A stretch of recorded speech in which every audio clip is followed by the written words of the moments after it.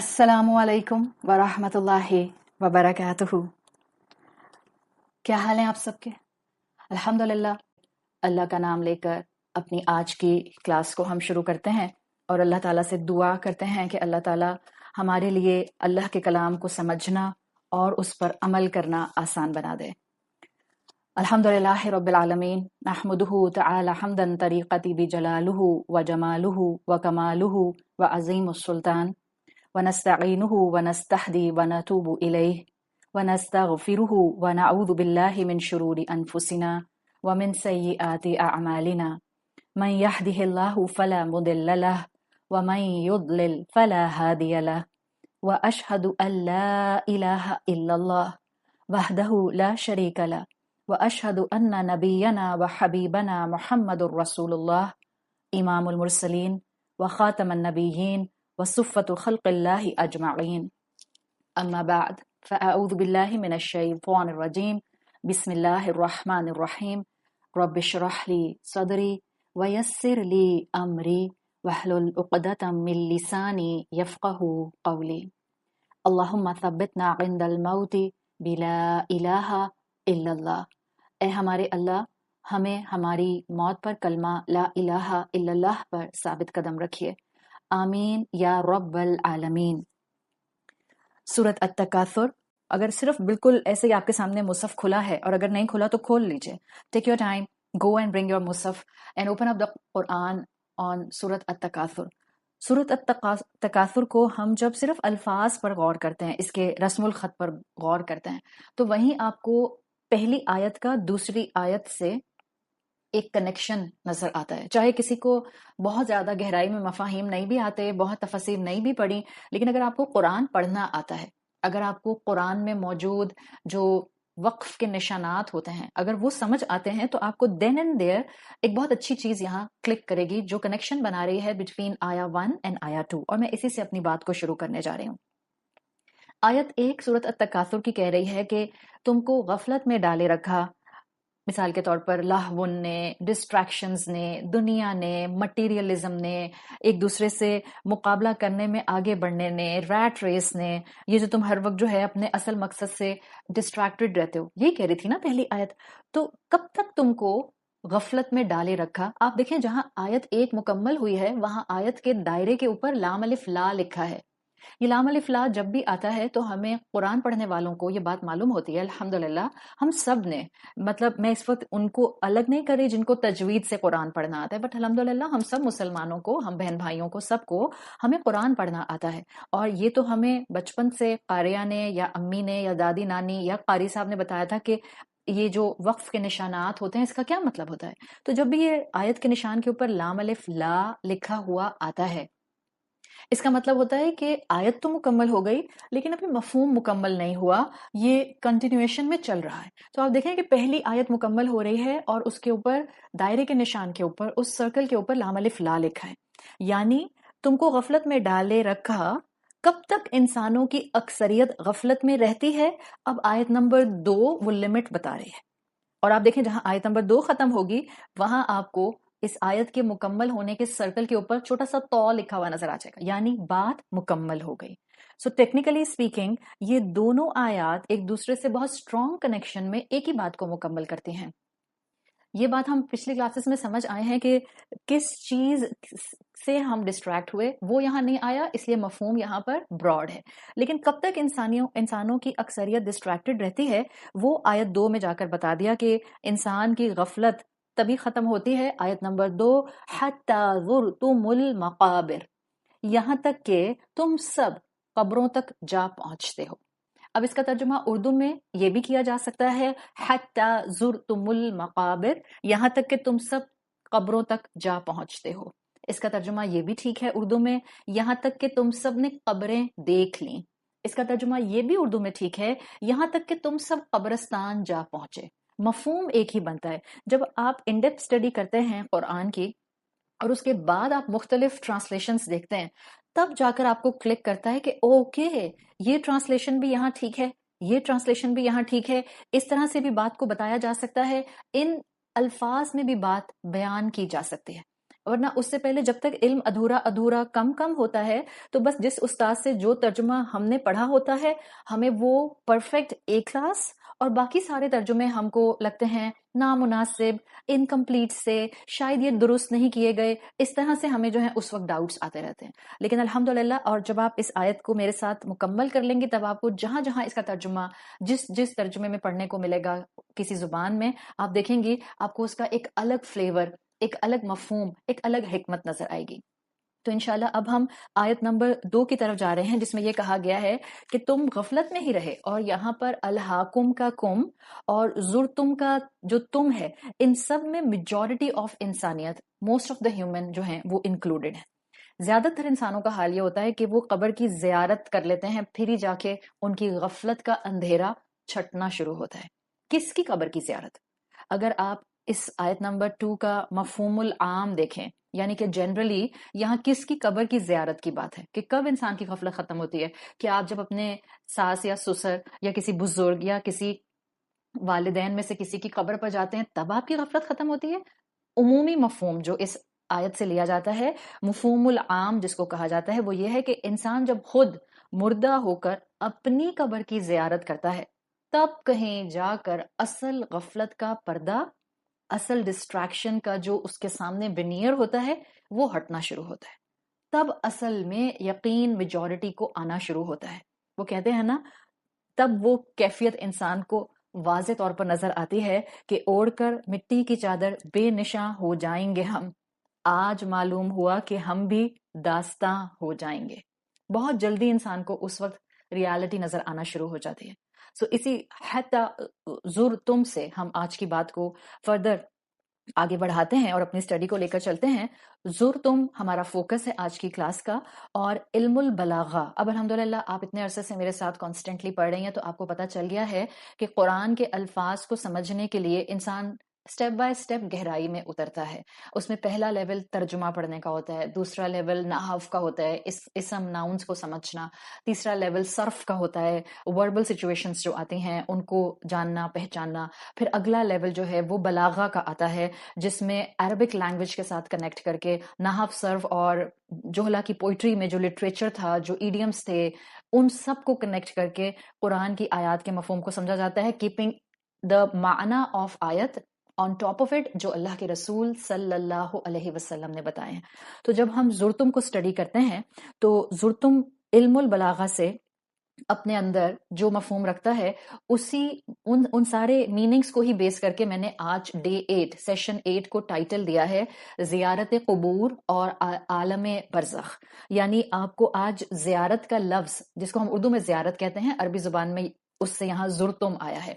زرتم، زیارت، اس سے قبر کا کیا کنیکشن ہے اور قبروں کے ساتھ زیارت کا لفظ کیوں اٹیچ کیا جاتا ہے، یا یہاں پر اللہ تعالیٰ نے جہاں انسان کے اپنے قبر میں پہنچنے کی بات ہے وہاں پہ یہ زرتم کا لفظ استعمال کر کے ہمیں کیا سمجھانے کی کوشش کی ہے. تو زیارت قبور اور اسی طرح عالم برزخ کس طرح سے ایمان ہمارا اس پر ہونا چاہیے. آج کے دور میں جہاں فتنے بہت زیادہ ہیں وہاں منکر حدیث کا فتنہ بھی بہت تیزی سے اور بہت سوئفٹلی اور بہت انٹلیکچولی ہمارے درمیان میں پھیلتا جا رہا ہے. اس میں بہت ضروری ہے کہ ہم اپنے عقیدے کو، اپنے ایمان کو، اپنے بیسک شریعہ کے علم کو مضبوط کریں تاکہ ہم کسی کے سٹل انداز سے کبھی بھی اپنے توحید کو ڈیویشن کی طرف نہ لے کر جائیں. منکر حدیث کے بہت سے وہ معاملات جہاں پر وہ پرابلم کریٹ کرتے ہیں ریلیجن میں، ساری باتیں نہیں غلط ہوتی، یاد رکھیں. کسی بھی انسان کا منکر حدیث ہونا ظاہری بات ہے مسلمان ہے، ظاہری بات ہے علم رکھتا ہے، ظاہری بات ہے اسے قرآن اور حدیث کا نو ہاں ہے. تو منکر حدیث سب چیزوں کا نہیں ڈینائل کر رہے ہوتے ہیں، وہ کچھ اسپیسیفک پوائنٹس ہیں جن کے لیے آپ یہ کہہ سکتے ہیں کہ جہاں پر آپ کو بیسک پروف، ٹیکسچول پروف قرآن سے کم اور ڈائریکٹلی احادیث سے زیادہ ملتا ہے، وہاں نقب لگاتے ہیں، وہاں کنفیوژن کریٹ کرتے ہیں، ان ٹاپکس کو جو ہے وہ بلر کرنے کی کوشش کرتے ہیں تاکہ پھر آہستہ آہستہ احادیث پر سے دماغ کو ہٹا کر بس قرآن پر فوکس کرا دیا جائے. اور ان کے کئی ٹاپکس میں سے ایک ٹاپک عالم برزخ ہے. سو ہمارا آج کا انشاءاللہ فوکس بیسیکلی ایک ہی لفظ ہے، جو کہ زرتم ہے، اور ہم اسی کے مفہوم کو سمجھتے ہوئے 4 اینگل سے ہم اسی کے اندر، اسی مفہوم کے اندر ہی عالم برزخ کو، اس ایمان کو انشاءاللہ اللہ کی ذات سے امید کرتے ہوئے اور مدد مانگتے ہوئے مضبوط کر کے اٹھیں گے۔ تو ہم شروع کرتے ہیں بسم اللہ کر کے، حتی زرتم المقابر، یہاں تک کہ تم سب نے قبریں جا دیکھیں۔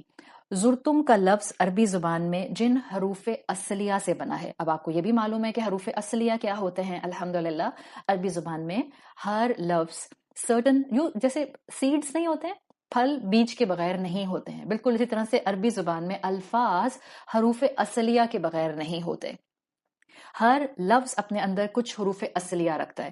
تو زرتم کا لفظ بنا ہے بیسیکلی زا، بزنگ والی زا، اس کو آپ تھوڑا سا ہلکا سا سختی سے پروناؤنس کرتے ہیں ایز کمپیئر ٹو دال کے ساتھ آنے والا دال جس کو نرمی سے پروناؤنس کرتے ہیں۔ تو زرتم بنا ہے زا واو رو، زا واو رو۔ اب اس کا پہلا مفہوم میں آپ کے سامنے رکھ رہی ہوں۔ زارا کا لفظ بنتا ہے زا واو رو سے، زارا کا ایک مطلب ہوتا ہے، زارا بنتا ہے زا الف رو، زارا فعل بنتا ہے اس سے۔ زارا کا مطلب ہوتا ہے نمبر 1 کسی چیز کو جا کر دیکھنا، سمپل مفہوم، دس از نمبر 1 مفہوم، کسی چیز کو جا کر دیکھنا، کسی سے نمبر 1 کے اندر ہی بتا رہی ہوں، کسی کو جا کر دیکھنا، کسی سے جا کر ملنا، کسی سے جا کر ملاقات کرنا۔ نمبر 1 زیارت کے اندر ایک یہ مفہوم آتا ہے، سمپلی اپنی آنکھوں سے کسی کو دیکھنا، دیکھتے ہوئے کسی سے ملاقات کرنا، کسی سے ملنا، یہ اس کا پہلا مفہوم ہے۔ اسی لیے بعض اوقات اس کا ترجمہ آپ دیکھتی ہیں اردو میں حتی زرتم کا، یہاں تک کہ تم نے جا دیکھیں، یہاں تک کہ تم نے جا دیکھیں قبریں، تو یہ ایک مفہوم اس کا بیسک یہ آتا ہے۔ جب آپ اسٹڈی کرتے ہیں تو آپ کو پتا چلتا ہے کہ زارا اس انٹرسٹنگ گروپ میں آتا ہے جہاں پر آپ کو بہت سے اور الفاظ میں ملتے ہیں دیکھنے کے لیے، جیسے عربی زبان میں دیکھنے کے لیے رؤا آتا ہے، ینظرو جسے رؤا جس سے بنتا ہے رأیتو میں نے دیکھا، نظرا نظر سے، نون ورا اس کا مطلب بھی دیکھنا ہوتا ہے، بصرا با صاد را اس کا مطلب بھی دیکھنا ہوتا ہے، آنسا موسیٰ علیہ السلام کے قصے میں آتا ہے۔ تو دیکھنے کے لیے عربی زبان میں کئی الفاظ استعمال ہوتے ہیں، لیکن زارا ایک ایسی طرح کا دیکھنا ہے جو صرف دیکھنا نہیں ہے، بلکہ اس میں دیکھنے سے زیادہ آپ نے سر کی آنکھوں سے دیکھا مینز ایکسپیرینس کرتے ہوئے ملاقات کرنا، یہ اینگل نمبر 1 زارا کے اندر آتا ہے۔ ٹھیک ہے، تو پہلا مفہوم آپ کیا لکھیں گی یا ذہن میں رکھیں گی؟ سر کی آنکھوں سے دیکھتے ہوئے ایکسپیرینس کرنا، اور یا آپ سمپل کہہ دیں ایسے دیکھنا کہ ایکسپیرینس کرنا، یہ پہلا مفہوم ہے۔ دوسرا مفہوم جو اس کا زارا کا، زا واو را کا یا زرتم کا آپ کو عربی زبان میں ملتا ہے، وہ یہ کہ اس میں صرف سر کی آنکھوں سے دیکھنا نہیں آتا، بلکہ اس کے اندر دل و دماغ کو انوالو کر کے دیکھنا آتا ہے۔ Now that's a little complicated definition، لیکن انشاءاللہ ہم پہلے چاروں ڈیفینیشنز کو لکھ لیں گے، پھر میں 1 by 1 کر کے ان کو ایکسپلین کروں گی، ٹھیک ہے؟ سو بالکل بھی گھبرائے بغیر، بلکہ پیشن کے ساتھ، شوق کے ساتھ انشاءاللہ آپ نے سمجھنا ہے۔ ہم بات کر رہے تھے کہ ہم زارا کے اندر ایک مفہوم یہ دیکھتے ہیں کسی چیز کو سر کی آنکھوں سے دیکھنا، دوسرا مفہوم عربی زبان کے لفظ زارا میں ایز کمپیئر ٹو رآ، نظرا، بصرا، آنسا جو ڈیولپ ہوتا ہے وہ یہ ہے کہ اس میں صرف سر کی آنکھوں سے دیکھنا نہیں آتا، بلکہ اسکالرز کہتے ہیں کہ اس میں آنکھ سے دیکھنے کے ساتھ ساتھ دل و دماغ سے دیکھنے کا مفہوم بھی ہے۔ Now what is this دل و دماغ سے دیکھنا؟ دل و دماغ سے دیکھنا is actually to have an insight، شعور کے ساتھ دیکھنا جس کو آپ کہتے ہیں، سب کائنڈ آف آپ کو کانشیسنس ہو کہ آپ کچھ دیکھ رہے ہیں، یہ آتا ہے زارا کے اندر مفہوم، یعنی فل انسائٹ رکھتے ہوئے، بصارت رکھتے ہوئے کسی چیز کا ایکسپیرینس کرنا، یہ دوسرا مفہوم ہے جو زرتم کے اندر آپ کو عربی زبان میں ملتا ہے، یعنی دونوں اینگل سے دماغ کے ساتھ دیکھا جاتا ہے تو مطلب ہے کانشیسلی دیکھا، عقل کے ساتھ دیکھا، شعور کے ساتھ دیکھا، عقل کے پہلو کو بھی ساتھ رکھتے ہوئے آپ نے کوئی چیز آبزرو کی، یہ ہے زیارت میں ایک مفہوم۔ اور دل کے ساتھ جب دیکھا اسی دوسرے مفہوم میں، تو دل کا مطلب یہ ہوگا کہ جذبات کے ساتھ، جس میں ایسا دیکھنا کہ جس میں آپ کے ایموشنز انکلوڈ ہو جائیں، زیارت کے اندر یہ دوسرا مفہوم آتا ہے، شعور کے ساتھ دیکھنا پلس دوسرے مفہوم میں ہی ایموشنز کے ساتھ، جذبات کے ساتھ کسی چیز کو دیکھنا یا کسی چیز سے ملاقات کرنا، یہ زیارت کا دوسرا مفہوم ہے۔ اسی دوسرے مفہوم سے تیسرا مفہوم اسکالرز ڈیفائن کرتے ہیں، اور وہ تیسرا مفہوم زرتم کے اندر، زارا کے اندر اسکالرز بتاتے ہیں کسی سے بہت شوق سے ملاقات کرنا، اب یہ مفہوم بیسیکلی زیارت کے اندر ہے کہ کسی سے بہت شوق سے ملاقات کرنا. کلاسیکل عربی اگر آپ اسٹڈی کریں تو اس میں زارا کا استعمال یا زیارت کا استعمال جب کیا جاتا تھا تو اس کا مطلب ہوتا تھا to go and to literally hug someone, یعنی کسی سے جا کر ایسے ملاقات کرنا کہ اس کو آنکھوں سے بھی دیکھا، پورے دماغ اور دل کے ساتھ پوری انسائٹ رکھتے ہوئے اس سے شعور کے ساتھ ملاقات کی، اور صرف ہاتھ نہیں ملایا، کسی کو دور سے صرف ویو نہیں کیا، بلکہ ایسی ملاقات جس میں آپ ایک دوسرے کو ہگ کرتے ہیں، گلے ملتے ہیں. مثال کے طور پر سمجھے نا، ہم سب بہنیں جو ہم اتنے عرصے سے ایک دوسرے کے ساتھ ایک ورچوئل کنیکشن میں ہیں، it's going to be almost پونے 2 سال. آپ میں سے بہت سو کو میں نے کبھی بھی نہیں دیکھا. فرض کریں آپ میں سے کوئی کبھی میرے سامنے آ جائے اور کہے کہ میں پچھلے مارچ سے 2020 سے آپ کو فیس بک پر سنتی ہوں اور آج پہلی دفعہ میں نے آپ کو دیکھا، اور پھر ہم شوق سے ایک دوسرے کو ہگ کر لیں، تو یہ چیز جو ہے یہ زیارت کا ایک کونوٹیشن آتا ہے، یعنی کسی سے ایسے ملنا کہ اس سے ملنے کے شوق میں آ کر آپ اس کو گلے لگا لیں، آپ اس سے ہگ کریں. سو یہ چیز کیا سمجھ آتی ہے کہ یہ اس کا تیسرا مفہوم ہے.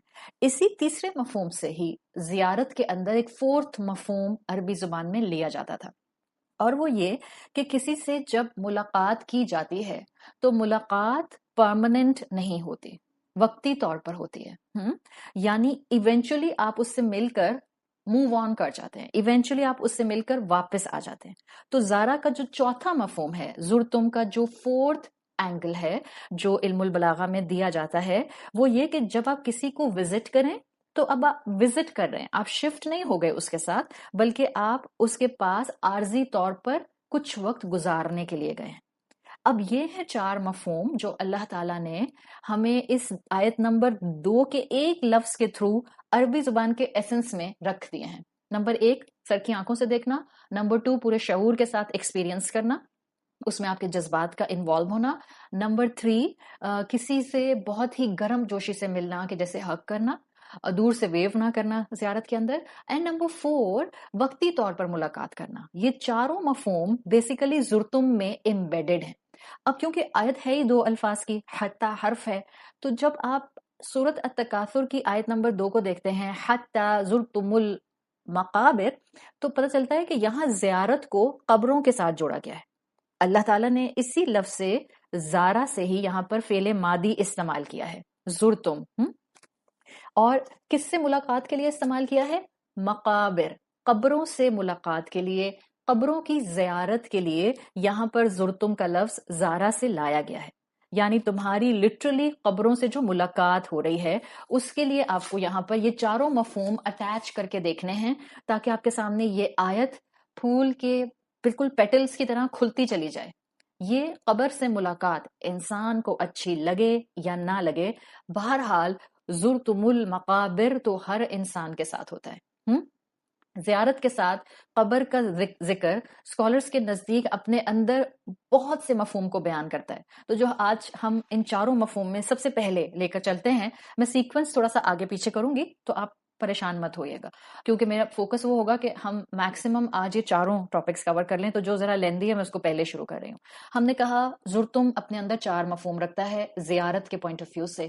سر کی آنکھوں سے دیکھنا، نمبر 2 دل و دماغ سے محسوس کرنا، نمبر 3 کسی کو گرم جوشی کے ساتھ ملاقات کرنا، اینڈ نمبر 4 وقتی طور پر ملاقات کرنا، وقتی طور پر دیکھنا، وقتی طور پر وزٹ کرنا. اب جب یہ 4 مفہوم آ گئے تو اب ذرا اس ایک مفہوم کو جو کہ لاسٹ مفہوم ہم نے ابھی دیکھا ہے، وقتی طور پر زیارت کے اندر وزٹ شامل ہے. جب آپ اس مفہوم کو، مفہوم نمبر 4 کو مقابر کے ساتھ اٹیچ کرتے ہیں تو اسکالرز کہتے ہیں کہ انسان قبر کی زیارت کرے گا، پرماننٹ نہیں ہے، ایونچولی ہم نے یہاں سے موو آن کرنا ہے. یعنی اسکالرز یہ کہتے ہیں کہ قرآن میں اس مقام پر انڈائریکٹلی یہ بات مینشن ہے کہ عالم برزخ ہے. اگر عالم برزخ نہ ہوتا اور قبر آخری پناہ گاہ ہوتی، قبر آخری سٹیج ہوتی انسانیت کی ایگزسٹنس کا، تو پھر یہاں زرتم کا لفظ نہیں آتا. دس از دا انٹیلیجنس جو کہ آپ کو قرآن میں نظر آتی ہے، the selection of words with the other words and with the sentence and with the context. اس لیے کہ سلیکشن آف ورڈز بتا دیتا ہے کہ اللہ کا کلام ہمیں کیا سکھانا چاہ رہا ہے. اور اسکالرز نے کس خوبصورتی اور کس انٹلیکٹ سے اللہ کی دی ہوئی توفیق سے اس مفہوم کو ڈیرائیو کیا ہے، اور ہماری خوش قسمتی کہ ہمیں اس مفہوم کو سمجھنے کا، زندگی میں کانوں پر پڑھنے کا، اس پر عمل کرنے کا موقع مل رہا ہے۔ تو اسکالرز کے مطابق سورۃ التکاثر کی آیت نمبر 2 انڈائریکٹ ریفرنس ہے عالم برزخ کا۔ اور کہاں سے مفہوم آپ کو اٹیچ کرنا ہے، آپ سٹیپ بائی سٹیپ پیچھے جائیں گی۔ ہو سکتا ہے کوئی آپ سے کہے کہ کہاں لکھا ہے عالم برزخ ہے۔ ناؤ الحمدللہ you can relate to the fact کہ کیسے انڈائریکٹ یہاں پر عالم برزخ کی موجودگی کو مینشن کیا گیا ہے just by using one word of زرتم۔ اور اسکالرز نے اسی کو ریزن بنایا ہے کہ زرتم المقابر بتا رہا ہے ایونچولی ہم یہاں کچھ وقت گزار کے موو آن کر جائیں گے۔ ایک چیز اور بھی آپ غور کیجئے گا، زیارت کا لفظ آپ کو پورے قرآن میں جنت کے ساتھ کہیں نہیں ملے گا۔ زیارت کا لفظ آپ کو پورے قرآن میں جہنم کے لیے نہیں ملے گا۔ کیوں؟ دا پلین لاجک، اس لیے کہ جو جنت میں پہنچ گیا وہ تو وہاں ہمیشہ ہمیشہ رہے گا، جو جہنم میں ڈال دیا گیا موسٹ آف دیم وہاں ہمیشہ ہمیشہ رہیں گے۔ صحیح؟ سو قبر کے ساتھ آپ کو زیارت کا لفظ ملتا ہے، جیسے سورت المومنون میں ایک واحد آیت آتی ہے، سورت المومنون آیت 100۔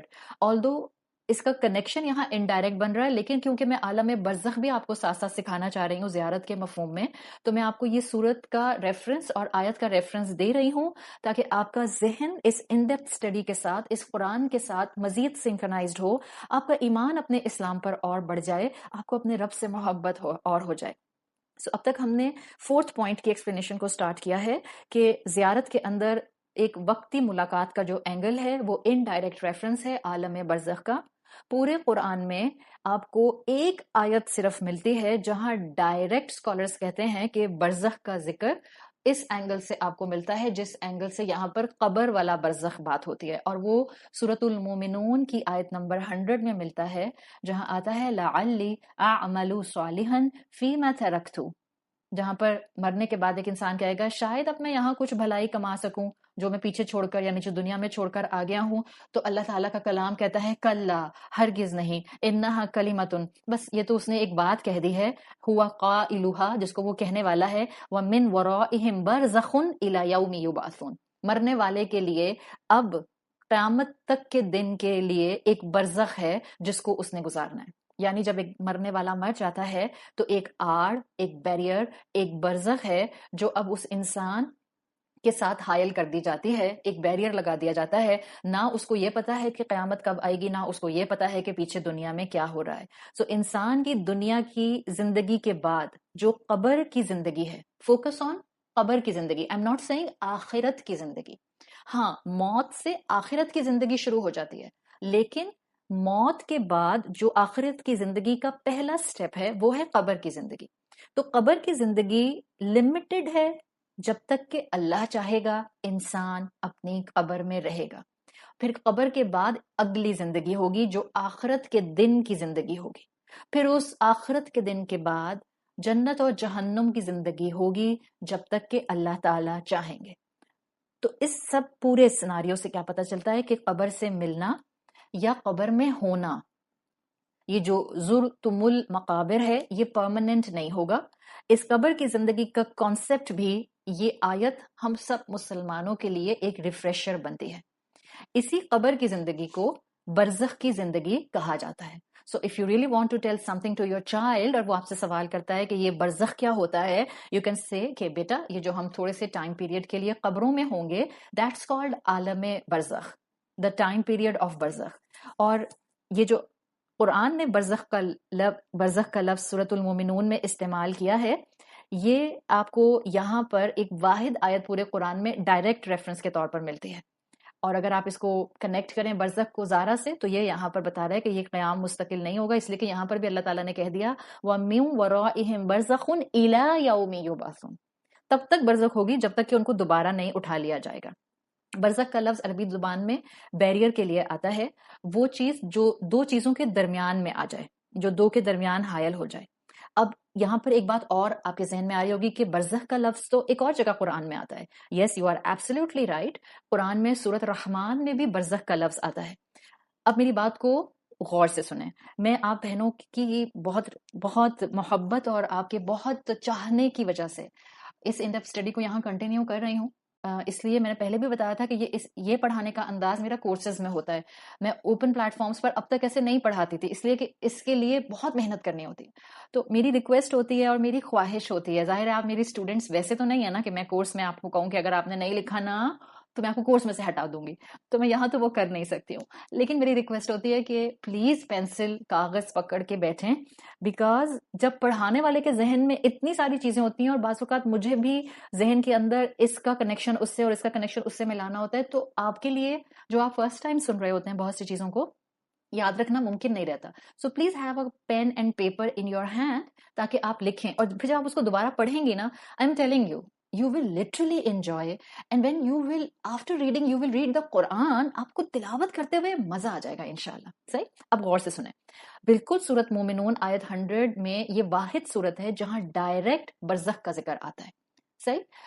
قرآن کے اندر ایک تو فزیکل برزخ کا ذکر آیا ہے اور قرآن میں ایک میٹا فزیکل برزخ کا ذکر آیا ہے. دونوں طرح سے قرآن نے اس کو لیا ہے. سورت رحمان میں جہاں بات آئی ہے دو سمندروں کے درمیان برزخ کی، بیریئر کی، آیت نمبر 20 میں اللہ تعالیٰ نے فرمایا ہے سورت رحمان کی بینہما برزخن لا یبغیان. سمندر کے لحاظ سے کہا گیا بینہما، ان دونوں کے درمیان برزخ ہے، لا یبغیان، اور اس میں بغاوت نہیں کرتے، مل نہیں جاتے. ناؤ بیوٹیفل تھنگ، میں سورت رحمان کی انڈیپ اسٹڈی کرا چکی ہوں اور وہاں میں نے بہت ڈیٹیل سے یہ بات کی تھی، but just for the people those are listening first time, جنہوں نے میری انڈیپ اسٹڈی سورت رحمان کی نہیں سنی ہے. سورت رحمان ہی کی آیت میں جو آتا ہے بینہما برزخن لا یبغیان، اس کو اسکالرز نے فزیکل برزخ کے طور پر لیا ہے when it will be applied on oceans. آپ جانتے ہیں جیوگرافیکلی دنیا کے اندر سمندر ایسے ہیں جہاں لٹرلی میٹھا اور سالٹی پانی جو ہے وہ ایک دوسرے کے ساتھ کراس کرتے ہیں، لیکن ان دونوں کے درمیان میں لٹرلی بیریئر ہے اور وہ دونوں آپس میں مکس نہیں کرتے ہیں. سو ایک مفہوم سورت الرحمان کا فزیکل برزخ ہے جو سمندروں پر اپلائی کرتا ہے، اور ایک مفہوم سورت رحمان کا بینہما میں، کیونکہ سورت رحمان میں کانسٹنٹلی انسان اور جنات کے گروپس کی بات ہے، یا معشر الجن والانس، تو ایک مفہوم کے مطابق سورت رحمان کا برزخ جو ہے ٹیکنیکلی اسپیکنگ انسان اور جنات کے بھی ڈائمینشنز پر اپلائی کرتا ہے، کہ اللہ تعالیٰ نے ایک ڈائمینشن میں انسانوں کو رکھا ہے اور ایک ڈائمینشن میں جنات کو رکھا ہے. بینہما برزخون، ان دونوں کے درمیان میں ایک بیریئر ہے، لا یبغیان، وہ دونوں اس سے تجاوز نہیں کرتے، یعنی کہ سائملٹینیسلی جن اور انسان اس وقت موجود ہیں، لیکن ہم انسان جنات کو نہیں دیکھ سکتے بیکاز اللہ نے درمیان میں ایک بیریئر، ایک برزخ رکھا ہوا ہے. And that's a beautiful explanation of سورت رحمان آیت، جس میں اس کا میٹا فزیکل برزخ اور فزیکل برزخ دونوں ڈیفائن کیے جاتے ہیں. سورت المومنون کی آیت نمبر 100 کے لیے اسکالرز شارٹ ہیں کہ یہ آیت نمبر 100 میں جو سورت مومن میں کہا گیا ہے وَمِن وَرَائِهِمْ بَرْزَخٌ، یہ میٹا فزیکل برزخ کی بات ہے، یہ قبر کی زندگی کی بات ہے، یہ عالم برزخ کی بات ہے جو غیب میں پیش آئے گا، جو مرنے کے بعد پیش آئے گا. اسی لیے یہ واحد آیت اس مفہوم میں ہے جو دنیا کی موت اور قیامت کے درمیان ہے. سو عالم برزخ ٹیکنیکلی پروون ہے قرآن کی انڈائریکٹ بہت سی آیات سے، ڈائریکٹ ایک آیت سے، اور پورے قرآن میں سورت المومنون کی آیت اس بفر کو ڈیفائن کرتی ہے اوپنلی. بفر کب سے شروع ہوتا ہے؟ میرا برزخ شروع ہوگا جس دن میرا انتقال ہوگا، ٹل دا ٹائم جب اللہ تعالیٰ قیامت کو اناؤنس کر دیں گے. تو حیات القبر بیسیکلی از عالم برزخ، اور عالم برزخ جو ہے یہ الحمدللہ قرآن سے بھی پتہ چلتا ہے، آپ کو میں نے ابھی بتا دیا، اور یہ احادیث سے بھی پتہ چلتا ہے. انڈائریکٹ قرآن ہی کی کئی آیات سے اسکالرز نے عالم برزخ کو ڈیفائن کیا ہے، بالکل جیسے الحمدللہ آپ کو سورت التکاثر کی آیت نمبر 2 کے ایک لفظ زرتم نے بتا دیا کہ عالم برزخ بالکل ہے، جب بھی زرتم کا کنیکشن مقابر سے کیا گیا ہے. ہاں یہ قبر کے معاملات جتنے بھی ہوتے ہیں یا ہوں گے یہ علم الغیب ہے، جتنا اس کے بارے میں ہمیں قرآن اور رسول اللہ صلی اللہ علیہ وسلم بتا دیتے ہیں ہم بس اتنا ہی لیتے ہیں. جو کنفیوژن اس برزخ کے بارے میں پھیلاتے ہیں، آپ کو اور مجھے ان سے اپنا ایمان کمزور کرنے کی ضرورت نہیں ہے، کیونکہ قرآن حدیث سے عالم برزخ ثابت ہے. یہ حیات القبر ہے، اور یہ اس وقت شروع ہو جاتا ہے جس لمحے انسان کی روح اس کو چھوڑتی ہے، اور یہ عالم برزخ ختم ہوتا ہے اور ہوگا سب روحوں کا ایک ساتھ. Now listen, another important point. عالم برزخ ہر انسان کا مختلف ٹائم پر شروع ہوتا ہے. آپ کہیں کیسے؟ بالکل لاجیکلی اسپیکنگ، جس انسان کی جس وقت موت ہوتی ہے اس وقت اس کا عالم برزخ سٹارٹ ہو جاتا ہے. اور میں کہوں کہ عالم برزخ سب انسانوں کا ایک ساتھ ختم ہوگا. آپ کہیں گی کیسے؟ جواب کیا ہوگا؟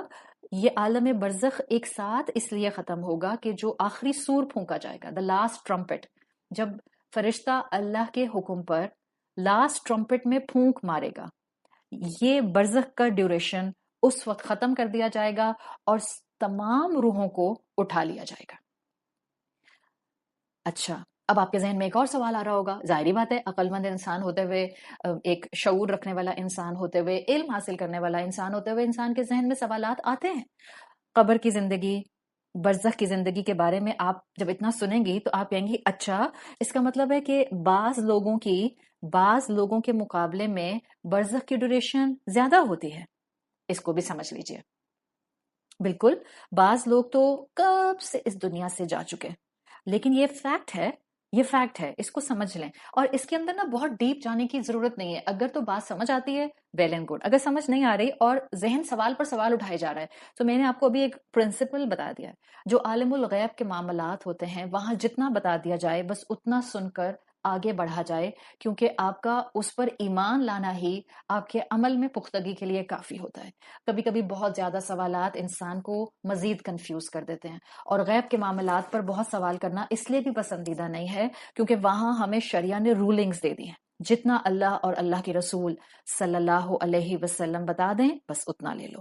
تو اگر کسی کے ذہن میں یہ سوال آتا ہے کہ کسی کا برزخ لیندی، بہت لمبا، اور کسی کا برزخ چھوٹا، تو فیکٹ اس کے بارے میں جو ہمیں اسلام، قرآن اور جو حدیث ٹیکسٹ بتاتا ہے، اس کا کرکس، اس کا سمری یہ ہے: عالم برزخ is beyond our time and space.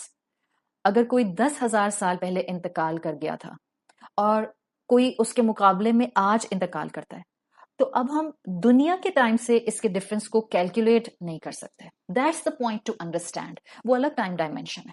ہمارے تو اپنے ہی اس پلانٹ کے اوپر، زمین کے اوپر رہتے ہوئے یہ علم ہمیں ابھی بھی اس دنیا کی زندگی میں ہے کہ جو ٹائم فریم 24/7 والا ہمارا اس زمین کے اوپر ہے وہ مارس کے اوپر نہیں ہے، وہ جوپیٹر پہ نہیں ہے، وہ سیٹرن پہ نہیں ہے. سو ٹائم فریم، ٹائم ڈائمینشنز الگ ہو جاتے ہیں. صحیح. سو اسی طرح عالم برزخ ایک ڈفرینٹ ڈائمینشن ہے، ایک ڈفرینٹ ٹائم فریم ہے، اور ہم ان ڈائمینشنز کا اندازہ لگا نہیں سکتے جب تک کہ ہم خود اس کے اندر نہ پہنچ جائیں. ہاں، ہمیں اتنا ضرور پتہ چلتا ہے قرآن اور احادیث کے علم سے کہ مومن کے لیے قبر کی زندگی ایک کوئک ایز ہوگی، اور گناہگار کے لیے برزخ، حیات القبر، ایٹرنٹی کی مانند ہوگی، جیسے ختم ہی نہیں ہو رہی، جیسے بس اس کا خاتمہ ہی نہیں ہو رہا. مسند احمد میں حدیث آتی ہے جس میں آتا ہے: اذا رأى، یعنی المؤمن، جب مومن یہ دیکھے گا، کیا دیکھے گا؟ ما فسح له فی قبرہ، کہ اس کے لیے اس کی قبر کو اتنا اسپیشیس بنا دیا گیا ہے. یعنی جب مومن اپنے انتقال کے بعد اپنے قبر میں پہنچے گا اور سوال جواب کا سلسلہ ہو جائے گا، تو اللہ کے رسول صلی اللہ علیہ وسلم فرماتے ہیں کہ جب وہ دیکھے گا کہ اس کے لیے اس کی قبر کو اسپیشیس بنا دیا گیا ہے، یقول، وہ کہے گا: دعونی ابشر اہلی، پلیز تھوڑا سا ٹائم دیں مجھے، میں اپنی فیملی کے پاس جا کر ان کو یہ خوشخبری سنا کر آؤں. فیقال، تو اس سے کہا جائے گا اسکن، اس سے کہا جائے گا relax, reside where you are. یعنی اس سے کیا مطلب؟ اسکالرز نکالتے ہیں، اس حدیث کی شرح میں لکھتے ہیں، یعنی اب تم ان سے اس وقت نہیں مل سکتے، because they are now in a different time frame, they are now in a different time dimension. تو ہماری دنیا سے قبر کی زندگی کا وقت کمپلیٹلی ارریلیونٹ ہے.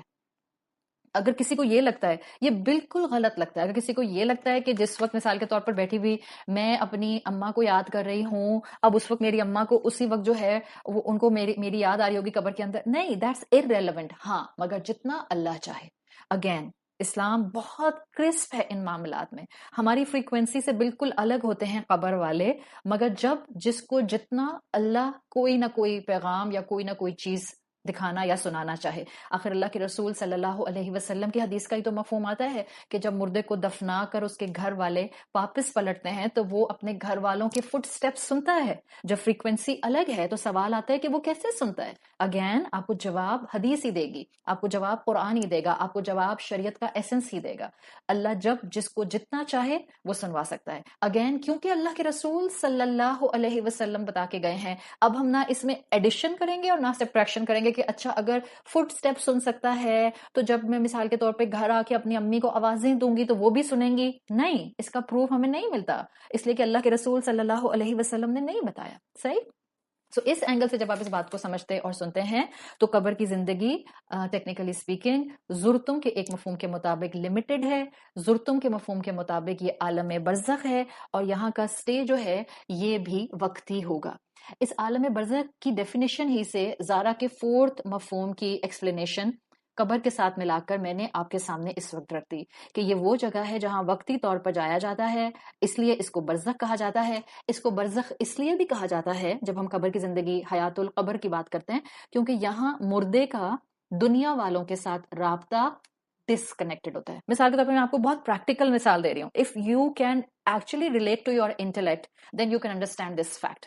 جب سورہ رحمان ہم پڑھتے ہیں اور اللہ تعالیٰ کہتا ہے کہ بینہما برزخ لا یبغیان, کہ انسان اور جنات سائملٹینیسلی ایک ہی وقت میں موجود ہیں بٹ ان کے ٹائم فریمز اور ان کے ڈائمینشنز ڈفرنس ہونے کی وجہ سے اللہ نے ایک بیریئر درمیان میں رکھا ہے جس کی وجہ سے انسان جنات کو نہیں دیکھ سکتے. فائن, اچھا یہ بات ہم مان جاتے ہیں.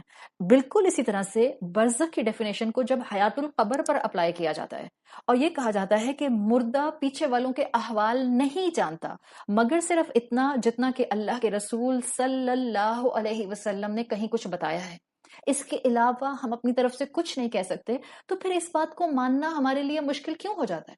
ہمارے معاشرے میں یہ بات بہت غلط طریقے سے عام کی گئی کہ اگر آپ جانے والے کے بعد اس کے رشتہ داروں کو کھانا کھلائیں گے تو وہ پیچھے خوش ہوگا.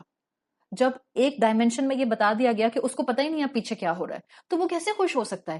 ہاں, اللہ کے رسول صلی اللہ علیہ وسلم نے جتنا بتایا تھا اتنا ہی سمجھنا تھا نا, کہ ظاہر ہے جب آپ ماں باپ کے جانے کے بعد ان کے رشتہ داروں کا صرف سویم کے نام پر نہیں, چالیسویں کے نام پر نہیں, آپ جب بھی ماں باپ کے رشتہ داروں کا خیال رکھتے ہیں, آپ جب بھی ماں باپ کے رشتہ داروں کے ساتھ صلہ رحمی کرتے ہیں, آپ جب بھی اپنے بزرگوں کا, اپنی فیملی کا, اپنی امیجیٹ فیملی کا, اپنے والدین کے جو دوست ہیں, ان کے جو بہن بھائی ہیں, ان کا خیال رکھتے ہیں, ایوری ٹائم آپ کی یہ نیکی کاؤنٹ ہوتی ہے. اور جب آپ کی کوئی بھی نیکی کاؤنٹ ہوتی ہے اس کا اجر کسی نہ کسی فارم میں آپ کے والدین تک ٹرانسفر کیا جاتا ہے. So that's the concept. لیکن ہم نے اس کو موڑا توڑا, اپنی مرضی سے اس کو کچھ ٹرانسفارم کیا اور ہم نے کہا سویم کا کھانا ضرور کھلاؤ, 40واں ضرور کرو, برسی ضرور کرو. چاہے 40واں سویم اور برسی کا یہ پیٹرن اللہ کے رسول نے نہیں بتایا, مگر کیا ہوگا کہ جب رشتہ دار کھائیں گے تو اماں ابا کی روح کو سکون ملے گا, وہ خوش ہوں گے. اسلام میں عبادات میں یا ایصال ثواب میں مرضی نہیں, رسول اللہ صلی اللہ علیہ وسلم اور صحابہ کا بتایا ہوا طریقہ اپلائی کرتا ہے. سو بیسیکلی اس وقت ہمارے اور ہمارے مرحومین کے درمیان میں برزخ ہے. وہ برزخ اس طرح سے بھی ہے کہ ان کو نہیں معلوم ہوتا کہ پیچھے ان کے کیا ہو رہا ہے, اور یہ کانسیپٹ آپ کو اور مجھے اپنی زندگی کا میکسیمم یوٹیلائزیشن کرنے کی طرف لے کر آتا ہے تاکہ ہم جتنا وقت بھی دیے گئے ہیں ہم اس کو ہر اینگل سے بہترین طریقے سے گزار سکیں. سو یہ جو آپ کو پوائنٹ یہاں پر سکھانا تھا وہ ایک مفہوم زیارت کے پوائنٹ آف ویو سے قبور کے ساتھ اٹیچ کر کے عالم برزخ کا میں نے مکمل کر دیا ہے. زیارت کے 4 مفہوم میں سے جو چوتھا مفہوم ہم نے دیکھا تھا کہ عارضی طور پر ملاقات کرنا, اسی مفہوم کے اندر عالم برزخ اور برزخ کیا ہے اور برزخ کب ڈیوریشن سے شروع ہوتا ہے, کب ختم ہوگا, برزخ کس طرح سے جو ہے وہ بتایا گیا ہے, وہ سارا میں نے ایکسپلین کر دیا.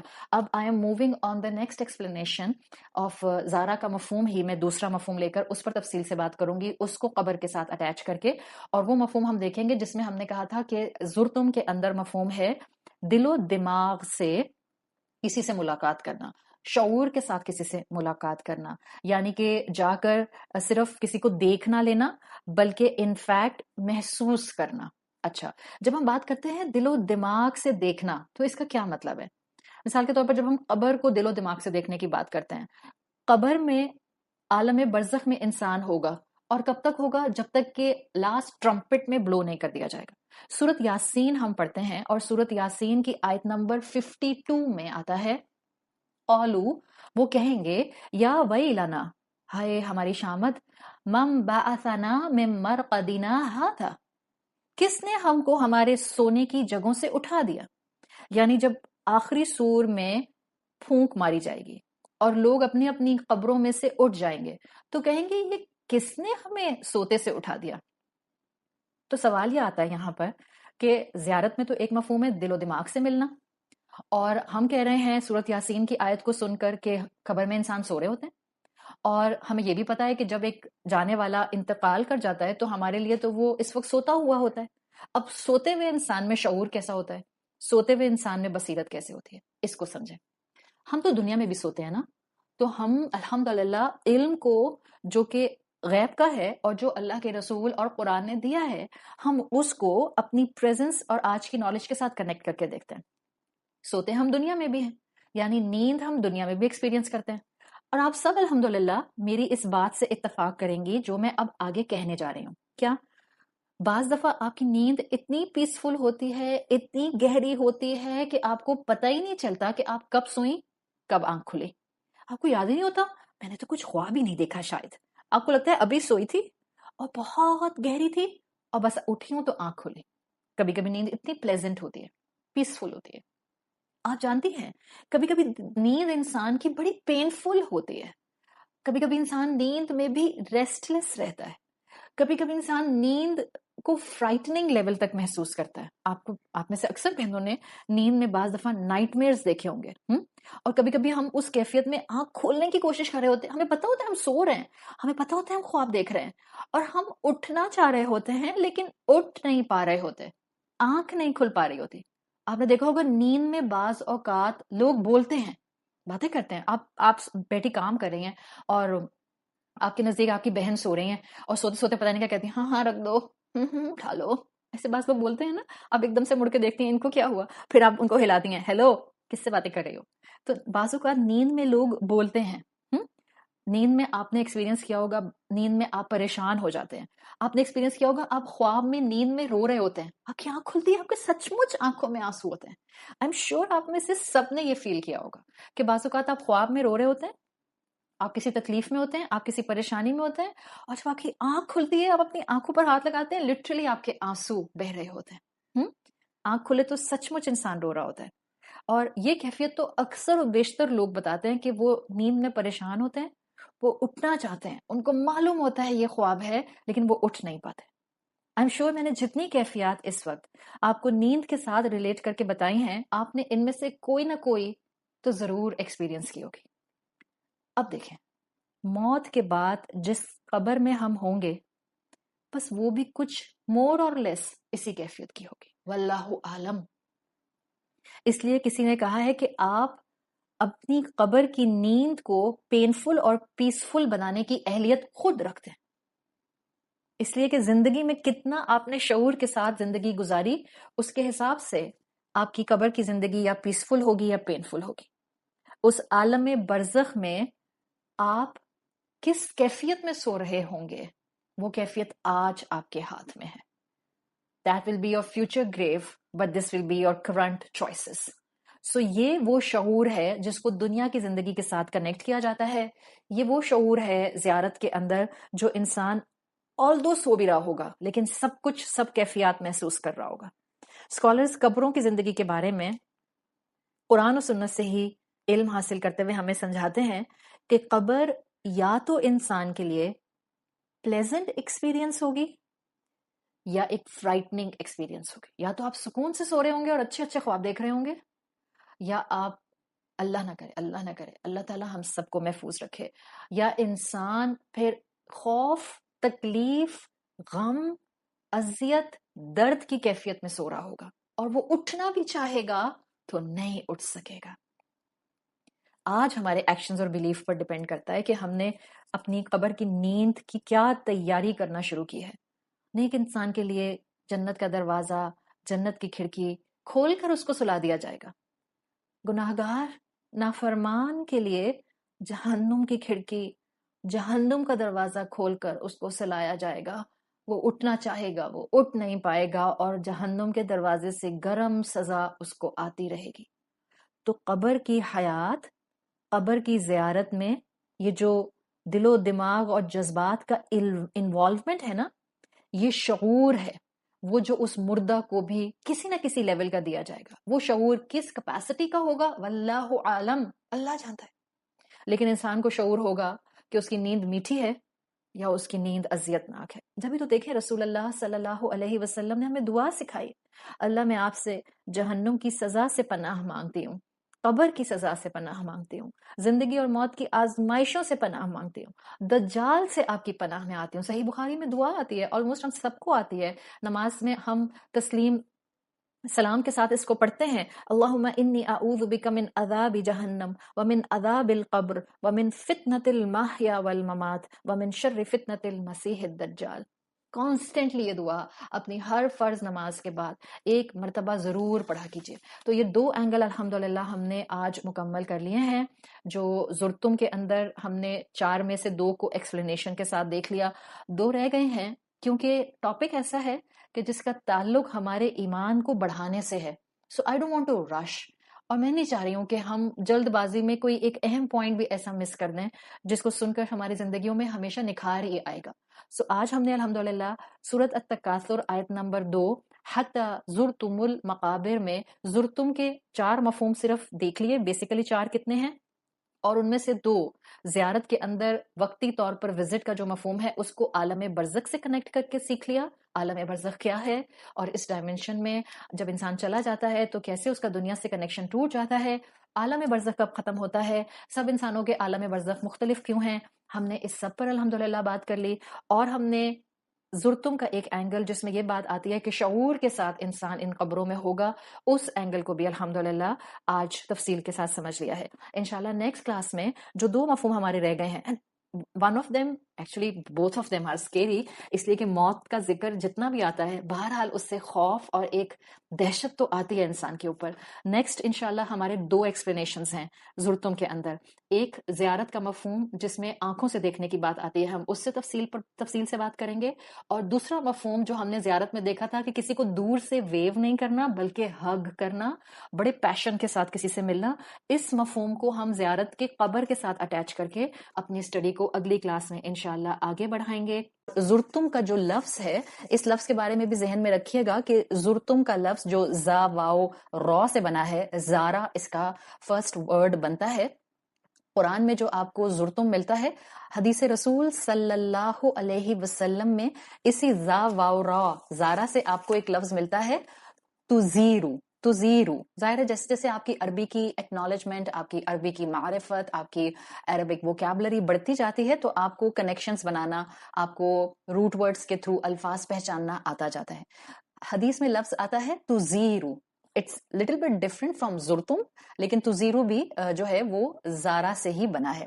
رسول اللہ صلی اللہ علیہ وسلم کی صحیح بخاری میں حدیث آتی ہے، راوی کہتے ہیں کہ رسول اللہ صلی اللہ علیہ وسلم جب کسی بیمار کے پاس، کسی النس والے انسان کے پاس، کسی بیمار شخص کی عیادت کے لیے جایا کرتے تھے تو آپ کا ایک انداز تھا، یعنی یہ آپ کی سنت ہے جو ہمیں بھی سیکھنی چاہیے، کہ جب آپ کسی بیمار کے پاس جاتے تھے تو مریض کو تسلی دیا کرتے تھے کہ دیکھیں فکر کی کوئی بات نہیں ہے۔ اسی لیے آپ کو اللہ کے رسول صلی اللہ علیہ وسلم کی وہ سٹیٹمنٹ ہر دعا کی کتاب میں اور شفا کی کتابوں میں ملتی ہے، جس میں آپ نے فرمایا تھا لا بأس طہور انشاء اللہ۔ یہ آپ صلی اللہ علیہ وسلم کے الفاظ ہیں جو آپ دہرایا کرتے تھے جب بھی آپ کسی بیمار کی عیادت کے لیے جاتے تھے۔ مطلب کیا ہے؟ لا بأس طہور انشاء اللہ، یعنی کہ انشاء اللہ یہ جو آپ کو اس وقت سکنس ہو گئی ہے، یہ جو النس آ گئی ہے، یہ مرض، یہ تکلیف آپ کو گناہوں سے پاک کرنے والی بنے گی۔ تو ایسے ہی آپ کی روٹین تھی۔ ایک مرتبہ آپ کو پتا چلا ایک بدو کے بارے میں کہ وہ بیمار ہوئے ہیں، آپ صلی اللہ علیہ وسلم ان کی عیادت کے لیے ان کے پاس گئے، ان کو تسلی دینے کے لیے، تو آپ نے اسی طرح سے ان سے کہا لا بأس طہور انشاء اللہ۔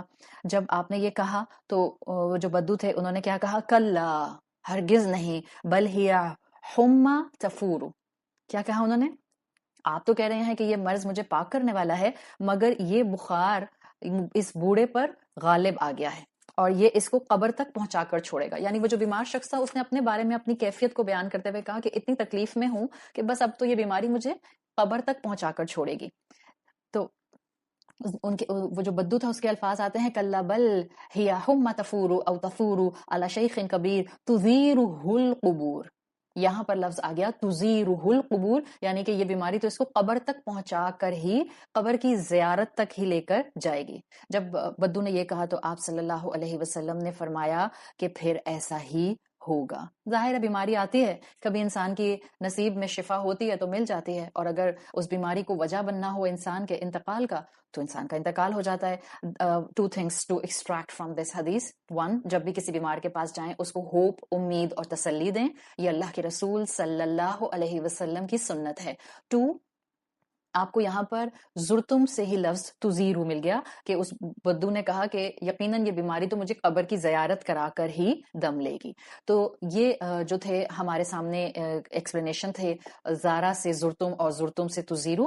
ہم نے الحمدللہ زارا سے دو الفاظ کو بڑی ڈیٹیل سے قبر سے جوڑ کر سمجھا تھا.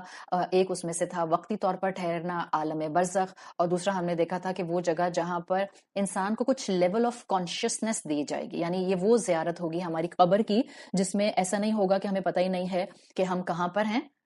انفیکٹ ہم کو پورا شعور ہوگا کہ ہم اپنی قبر میں کس حالت میں ہیں. اب بڑھتے ہیں تھرڈ اینگل کی طرف جو آج کی ہماری ایکسپلینیشن نمبر 1 ہے. تھرڈ اینگل کو جب آپ زارا کے تھرڈ میننگ کو اسٹڈی کرتے ہیں اور آپ اس میں مفہوم دیکھتے ہیں کہ کسی سے ایسے ملنے جانا، کسی سے ایسے ملاقات کرنا کہ اس میں آپ اس کو وارملی ملیں، آپ آگے جا کر اس کو ہگ کر لیں. زرتم المقابر میں یہ اس طرح کی ملاقات کیسے مفہوم میں آتی ہے کہ ایسی زیارت، ایسی ملاقات جس میں ایک دوسرے کو ہگ کرنا. آپ صلی اللہ علیہ وسلم کی حدیث جس کا مفہوم آتا ہے کہ ہر انسان جس کو دفنایا جاتا ہے وہ قبر کا سکویز، وہ قبر کا ایک ہگ ایکسپیرینس کرتا ہے. اور اس ریفرنس کے اندر جو بہت مشہور حدیث آپ کو مسند احمد کی ملتی ہے جس کا مفہوم جو ہے وہ یہ ہے کہ حضرت سعد بن معاذ رضی اللہ عنہ کا انتقال ہوا. اللہ کے رسول صلی اللہ علیہ وسلم کے بہترین صحابہ میں سے ایک صحابی، اور جب ان کی نماز جنازہ پڑھی گئی حضرت سعد بن معاذ کے لیے آتا ہے. آپ کو بہت سے بہترین قصے ان کی زندگی کے ملتے ہیں. دبلے پتلے سے تھے اور اسلام کی خاطر بڑی قربانیاں دیں. ظاہر ہے بڑا ٹف ٹائم فیس کیا. ظاہر ہے اسلام کے لیے قربانیوں میں ان صحابہ کرام نے صرف اپنے جائیدادیں سیکریفائز نہیں کی، انہوں نے اپنی فیملیز، انہوں نے اپنا آرام، انہوں نے اپنا کمفرٹ، انہوں نے اپنی لگژریز، انہوں نے اپنا کھانا پینا تک سیکریفائز کیا. تو حضرت سعد بن معاذ کے لیے آتا ہے کہ بہت زیادہ جو تھے کمزور تھے ٹورڈز ہز انتقال. تو جب حضرت سعد بن معاذ رضی اللہ عنہ کا انتقال ہوا، ان کی نماز جنازہ جو ہے وہ پڑھی گئی، تو ان کو قبر میں جب اتارا گیا تو صحابہ بتاتے ہیں کہ قبر میں اتارنے کے بعد اور مٹی ڈالنے کے بعد اللہ کے رسول صلی اللہ علیہ وسلم نے تسبیح کی، یعنی اللہ کی تعریف کی، اللہ کی تقدیس بیان کی. صحابہ کہتے ہیں حدیث کا مفہوم ہے کہ آپ نے تسبیح کی تو ہم نے بھی تسبیح کی. اور کسی صحابی نے آپ صلی اللہ علیہ وسلم سے وجہ پوچھی، یا رسول اللہ آپ نے حضرت سعد کو قبر میں اتارنے کے بعد تسبیح کیوں کی؟ تو آپ صلی اللہ علیہ وسلم کے الفاظ آتے ہیں لقد تضايق على هذا العبد الصالح قبره حتى فرجه اللہ. آپ صلی اللہ علیہ وسلم نے فرمایا کہ اس نیک انسان کو قبر نے ہگ کر لیا تھا، اس نیک بندے کی قبر تنگ ہو گئی تھی یہاں تک کہ اللہ تعالیٰ نے اس کی قبر کو کشادہ کر دیا. تو یہ ایک قبر کا ہگ، قبر کا آپ سے زیارت کے اندر ایسے ملاقات کرنا کہ جس میں یہ ون سائیڈڈ ہگ ہوگا. جنرلی آپ جب کسی اپنے بہت پسند کے شخص سے، آپ اپنی بہت فیوریٹ پرسنالٹی سے، امی سے، ابو سے، بھائی سے، بیٹے سے، بیٹی سے بہت عرصے کے بعد ملتے ہیں تو آپ دور سے ہیلو ہائی نہیں کرتے، آپ صرف ہاتھ نہیں ملاتے، آپ اپنے جا کر اپنے بچے کو، آپ جا کر اپنی امی کو ہگ کرتے ہیں. دس از اے ٹو سائیڈڈ ہگ. بٹ قبر کا جو ہگ ہوتا ہے اٹس اے ون سائیڈڈ ہگ. یہ زیارت کے اس مفہوم میں قبر آپ سے اس طرح وارملی ملتی ہے کہ جس میں وہ ہگ کے انداز میں ہوتی ہے. تو آپ صلی اللہ علیہ وسلم کی حدیث کا مفہوم آتا ہے لقد تضايق على هذه العبد الصالح. کہ یہ قبر جو تھی اس نے حق کیا تھا، یہ تنگ ہو گئی تھی، یہاں تک کہ اللہ نے اسے کشادہ کر دیا. تو یہ ایک وہ رسول اللہ صلی اللہ علیہ وسلم کی حدیث ہے جس سے پتہ چلتا ہے کہ قبر جو ہے وہ ہر انسان کو سکویز کرتی ہے، حق کرتی ہے، یہاں تک کہ مومنین کو بھی حق کرتی ہے. ظاہر ہے یہ کوئی عام انسان تو نہیں تھے، رسول اللہ صلی اللہ علیہ وسلم کے صحابی ہیں جن کے لیے لقب آتا ہے رضی اللہ عنہ، اللہ ان سے راضی ہو گیا، اور یہ مومن ہیں، مومن صادق ہیں. آپ صلی اللہ علیہ وسلم عبد الصالح کہہ رہے ہیں، اور ان کو قبر نے سکویز کیا ہے. ہاں یہ ضرور ہے کہ ایک ہوتا ہے مومن کو قبر کا حق کرنا، اور ایک ہوتا ہے کسی عام انسان کو یا کسی گناہگار کو قبر کا حق کرنا. یہ دونوں طرح کا حق، یہ دونوں طرح کا گلے ملنا قبر کا الگ ہوتا ہے. اسکالرس کے مطابق مومن کے لیے یہ والا جو قبر کا سکویز کرنا ہوتا ہے، جس کو آپ عربی زبان میں تدایق کے مفہوم میں دیکھ رہے ہیں، یہ مومن کے لیے لاٹ مور ایزیئر ہوتا ہے دین دا سکویز جو کہ قبر کسی نافرمان کو کرتی ہے یا باقیوں کو کرتی ہے. امام شافعی رحمت اللہ علیہ کا قول آتا ہے جس میں اس کا مفہوم ہے کہ قبر کا پہلا سکویز انسان کو زندگی کا ہر وارم ہگ بھلا دیتا ہے. The first squeeze of the grave will make you forget every warm hug you had in your life. یہ وہ چیزیں اور یہ وہ ریالٹیز ہیں جن کو جب تک بندہ قرآن کے سامنے آ کر نہیں بیٹھتا اس کو اس کے ریمائنڈر نہیں ملتے.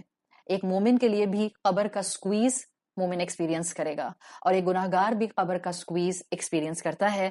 ہاں گناہگار نافرمان جب اس قبر کے سکویز کو، حق کو محسوس کرتا ہے تو اس کے لیے کہا جاتا ہے کہ اس کی ریبز ایک دوسرے میں جا کے لاکڈ ہو جاتی ہیں، اور رسول اللہ صلی اللہ علیہ وسلم کی احادیث سے یہ مفہوم آپ کو ملتا ہے. حضرت سعد بن معاذ کو دفنانے کے بعد یہ اللہ کے رسول صلی اللہ علیہ وسلم کا ان کے ریفرنس میں بتانا یہ بات کلیئر کرتا ہے کہ ہم سب کو بھی تیار رہنا چاہیے کہ یہ معاملہ ہم نے بھی ایکسپیرینس کرنا ہے. اس لیے کہ جن کے ساتھ یہ واقعہ پیش آیا یہ وہ صحابی ہیں جن کے انتقال پر رسول اللہ صلی اللہ علیہ وسلم کے بتانے کی وجہ سے، ورنہ ہمیں پتہ نہیں چلتا. یہ وہ صحابی ہیں جن کے انتقال پر اللہ کے رسول صلی اللہ علیہ وسلم کے مطابق ان کی موت سے اللہ کا عرش ہل گیا تھا. اتنے جلیل القدر صحابی ہیں، مومن ہیں، صادق ہیں، صالح ہیں، اور اللہ کے رسول صلی اللہ علیہ وسلم نے بتایا، ورنہ ہمیں تو اس دنیا میں نظر نہیں آتا. آپ صلی اللہ علیہ وسلم کی حدیث کے مطابق حضرت سعد بن معاذ کے جنازے میں 70,000 فرشتوں نے شرکت کی تھی. ہم تو اس دنیا میں کسی کے جنازے میں ذرا تھوڑے سے زیادہ لوگ دیکھتے ہیں تو ہمیں رشک آتا ہے کہ سبحان اللہ کتنے لوگوں نے ان کے لیے نماز جنازہ پڑھی، کتنے لوگوں نے ان کے لیے دعائے مغفرت کی، کتنے لوگوں نے ان کی مغفرت اور بخشش کے لیے آمین کہا. کہاں کہ ایک مومن کے جنازے میں 70,000 فرشتوں نے شرکت کی. اور کون بتا رہا ہے؟ کوئی نیک انسان نہیں بتا رہا، کوئی ولی اللہ نہیں بتا رہا، کوئی اس وقت جو ہے وہ کوئی دنیا کا عام بزرگ نہیں بتا رہا، رسول اللہ صلی اللہ علیہ وسلم بتا رہے ہیں. گھوس بمس ہونے لگ جاتے ہیں انسان کو سوچ کر ہی کہ ہاؤ لکی دس صحابی واز، کہ جن کو دفنانے اور جن کی مغفرت پر آمین کہنے اور جن کے لیے نماز جنازہ پڑھنے انسانوں کے ساتھ ساتھ جہاں رسول اللہ صلی اللہ علیہ وسلم جیسے بہترین انسان موجود تھے، وہاں 70,000 فرشتے بھی ان کی مغفرت کے لیے، دعا کرنے کے لیے اور جنازے میں شرکت کے لیے موجود تھے. اللہ کے رسول صلی اللہ علیہ وسلم ان صحابی کے لیے کہا کرتے تھے، اللہ کی قسم قبر نے سعد کو سکویز کیا. اگر اللہ کسی انسان کو، کسی ایک انسان کو اس قبر کے سکویز سے محفوظ رکھتا تو وہ یہ شخص ہوتا. لیکن اگر انہوں نے بھی ایکسپیرینس کیا ہے تو یہی قبر کا امتحان، یہی قبر کا فتنہ ہے جس سے پناہ مانگا کرو. اسی لیے اللہ کے رسول صلی اللہ علیہ وسلم نے دعا سکھائی ہے، اللہم انی اعوذ بک من عذاب القبر. پڑھا کرو، ہر فرض نماز کے بعد پڑھا کرو. تو یہ وہ چیز ہے جس کے لیے ہمیں بھی تیار رہنا چاہیے. بالکل جیسے ہم تیار ہوتے ہیں کسی فنکشن میں جانے کے لیے، بالکل جیسے ہم تیار ہوتے ہیں عید منانے کے لیے، بالکل جیسے ہم تیار ہوتے ہیں کسی گیدرنگ میں جانے کے لیے، بالکل جیسے ہم تیار ہوتے ہیں اپنے بچوں کی خوشیاں سیلیبریٹ کرنے کے لیے، اسی طرح سے ہمیں تیار ہونا چاہیے قبر کی اس ملاقات کے لیے، قبر کے اس سکویز کے لیے. کبھی کبھی ڈر لگتا ہے انسان کو جب انسان یہ سوچتا ہے کہ یہ پوائنٹ جان کر کہ اچھا میں کتنی بھی دنیا میں کوشش کر لوں، میں کتنی بھی نیکیاں کر لوں، میں کتنا بھی اس دنیا کے اندر اپنے آپ کو اللہ کا فرما بردار بنانے کی جان لگا دوں، کیا پھر بھی قبر کا حق، قبر کا سکویز مجھے نصیب ہوگا؟ کیا اس وقت بھی مجھے یہ ایکسپیرینس کرنا پڑے گا؟ کیوں؟ نیکی کے اوپر کیوں؟ تو اس کا بھی لاجک جان لیں. جب اللہ کے رسول صلی اللہ علیہ وسلم کے صحابی اس حق کو فیل کر رہے ہیں تو یاد رکھیں اٹس لائک, اس کی بھی بڑی خوبصورت حکمت اسکالرز ڈیفائن کرتے ہیں اپنی کتابوں میں کہ یہ مومن کے لیے جو حق ہوتا ہے نا, it's like you can say a necessary surgery. بالکل جیسے دنیا میں کوئی نیک انسان ہے, بہت نیک انسان ہے, اور ظاہر ہے کسی نیک انسان کی نیکی ٹو سم ایکسٹینٹ کسی حد تک سپل کرتی ہے اس کی شخصیت پہ سے. ایگزیکٹلی تو اللہ جانتا ہے کہ کس کا کیا انجام ہوگا, لیکن بظاہر انسان کے اعمال, اس کا لائف سٹائل, اس کی لائف سٹائل چوائسز, اس کی گفتگو کا پیٹرن, اس کا اٹھنا بیٹھنا, اس کی مصروفیات, اس کا سم ہاؤ کسی حد تک نیکی کا اینگل بیان کرتی ہیں. ایسی سچویشن میں یاد رکھیں کہ اگر اس مومن پر زندگی میں کوئی مشکل آتی ہے تو کیا ہم یہ کہتے ہیں لو اتنا نیک انسان تھا, اس پر کیوں مشکل آئی؟ ہم سب جانتے ہیں کہ کسی نیک انسان کی زندگی میں مشکلات آ سکتی ہیں, آزمائشیں آ سکتی ہیں, جیسے انبیاء کی زندگی میں آزمائشیں آئیں, مشکلات آئیں. اگر کوئی دنیا میں نیک انسان بیمار ہوتا ہے, ہاں, تو کیا ہوتا ہے, اس نیک انسان کو اپنے رب کے بتائے ہوئے طریقوں کے مطابق دنیا کے یوزفل میتھڈ سے علاج کرنا ہوتا ہے. اب ایک نیک انسان ہے, وہ بیمار ہو جاتا ہے, ڈاکٹر کہتا ہے سرجری کرانی ہے, تو نیسیسری سرجری کراتے ہیں نا, تاکہ تکلیف دور ہو جائے, تاکہ تکلیف رفع ہو جائے. سو اسی طرح سے یہ نیسیسری سرجری ہے جس کو آپ کرانا پسند نہیں کرتے, جو قبر کا حق ہوگا, لیکن یہ انسان کے لیے اس وقت اس کے درجات کی بلندی کا باعث بنے گا. بالکل جیسے دنیا میں تکلیف آتی ہے, ڈاکٹر کے کہنے پر انسان سرجری کراتا ہے, تکلیف دور ہو جاتی ہے. اسی طرح سے اس قبر کا حق سمجھ لیں, یہ آپ کو گناہوں سے پاک کرے گا, خطاؤں سے پاک کرے گا, ایک نیسیسری سرجری ہوگا. ہاں بالکل جیسے آج بھی اگر خدا نہ خواستہ ڈاکٹر کہہ دیتا ہے کہ بھائی آپ کو سرجری کرانی پڑے گی, آپ کی اس جگہ کا آپریشن کرنا پڑے گا, تو ہمیں ڈر لگتا ہے کہ نہیں لگتا؟ چاہے کوئی بڑے سے بڑا ایتھلیٹ ہو, چاہے کوئی بہت کریجیس انسان ہو, چاہے کوئی بہت مضبوط انسان ہو, لیکن اگر اس کو کوئی تکلیف آتی ہے جس میں اس کو ڈاکٹر کہتا ہے کہ بھائی you have to undergo a surgery, تو ٹو سم ایکسٹینٹ ڈر تو اس کو بھی لگتا ہے. اسی طرح سے وہ سرجری کراتا ہے ڈر کے باوجود. کیوں؟ اس کو پتا ہے کہ اس کے بعد مجھے صحت مل جائے گی, اس کے بعد آئی ول فیل بیٹر, اس کے بعد میں جو ہوں وہ ایک ہیلدی کوالٹیٹیو لائف گزار سکوں. اسی طرح سے یاد رکھیں, نمبر 1 زیارت کے مفہوم میں, زارہ کے مفہوم میں جو ملاقات میں حق کرتے ہوئے ملنا ہے, یہ قبر کی سائڈ سے ون سائیڈڈ ہوگا. قبر حق کرے گی, ہم نہیں چاہیں گے قبر ہمیں حق کرے, کیونکہ ہم تو دنیا چھوڑ کر جانا نہیں چاہ رہے تھے. قبر حق کرے گی. نمبر 1 یہ ون سائیڈڈ حق ہوگا. نمبر 2 یہ سکویز جو قبر کا ہوتا ہے یہ ہر انسان محسوس کرتا ہے, ہر انسان, چاہے وہ اللہ کے قریب ہو, چاہے وہ اللہ سے دور ہو, چاہے وہ اللہ سے قریب ہونے میں ایک عام مسلمان ہو, چاہے وہ مومن ہو, چاہے وہ محسن ہو, چاہے وہ صادق ہو, کوئی بھی انسان ہو, ہر انسان یہ سکویز ہونا, یہ قبر کا قریب ہونا, یہ آپس میں قبر کی دیواروں کا فیل ہونا, یہ ہر انسان فیل کرتا ہے. نمبر 3 مومن کیا اس قبر کے سکویز سے ڈرتا ہے؟ جی ہاں, being a normal human being, بالکل جیسے دنیا میں ہم سرجری سے ڈرتے ہیں, اگر ہمیں کرانی پڑ جائے تھوڑا سا ڈر لگتا ہے, تو ہم قبر کے سکویز سے بھی ڈرتے ہیں. صحیح, ہاں, ہم سرجری کراتے کیوں ہیں؟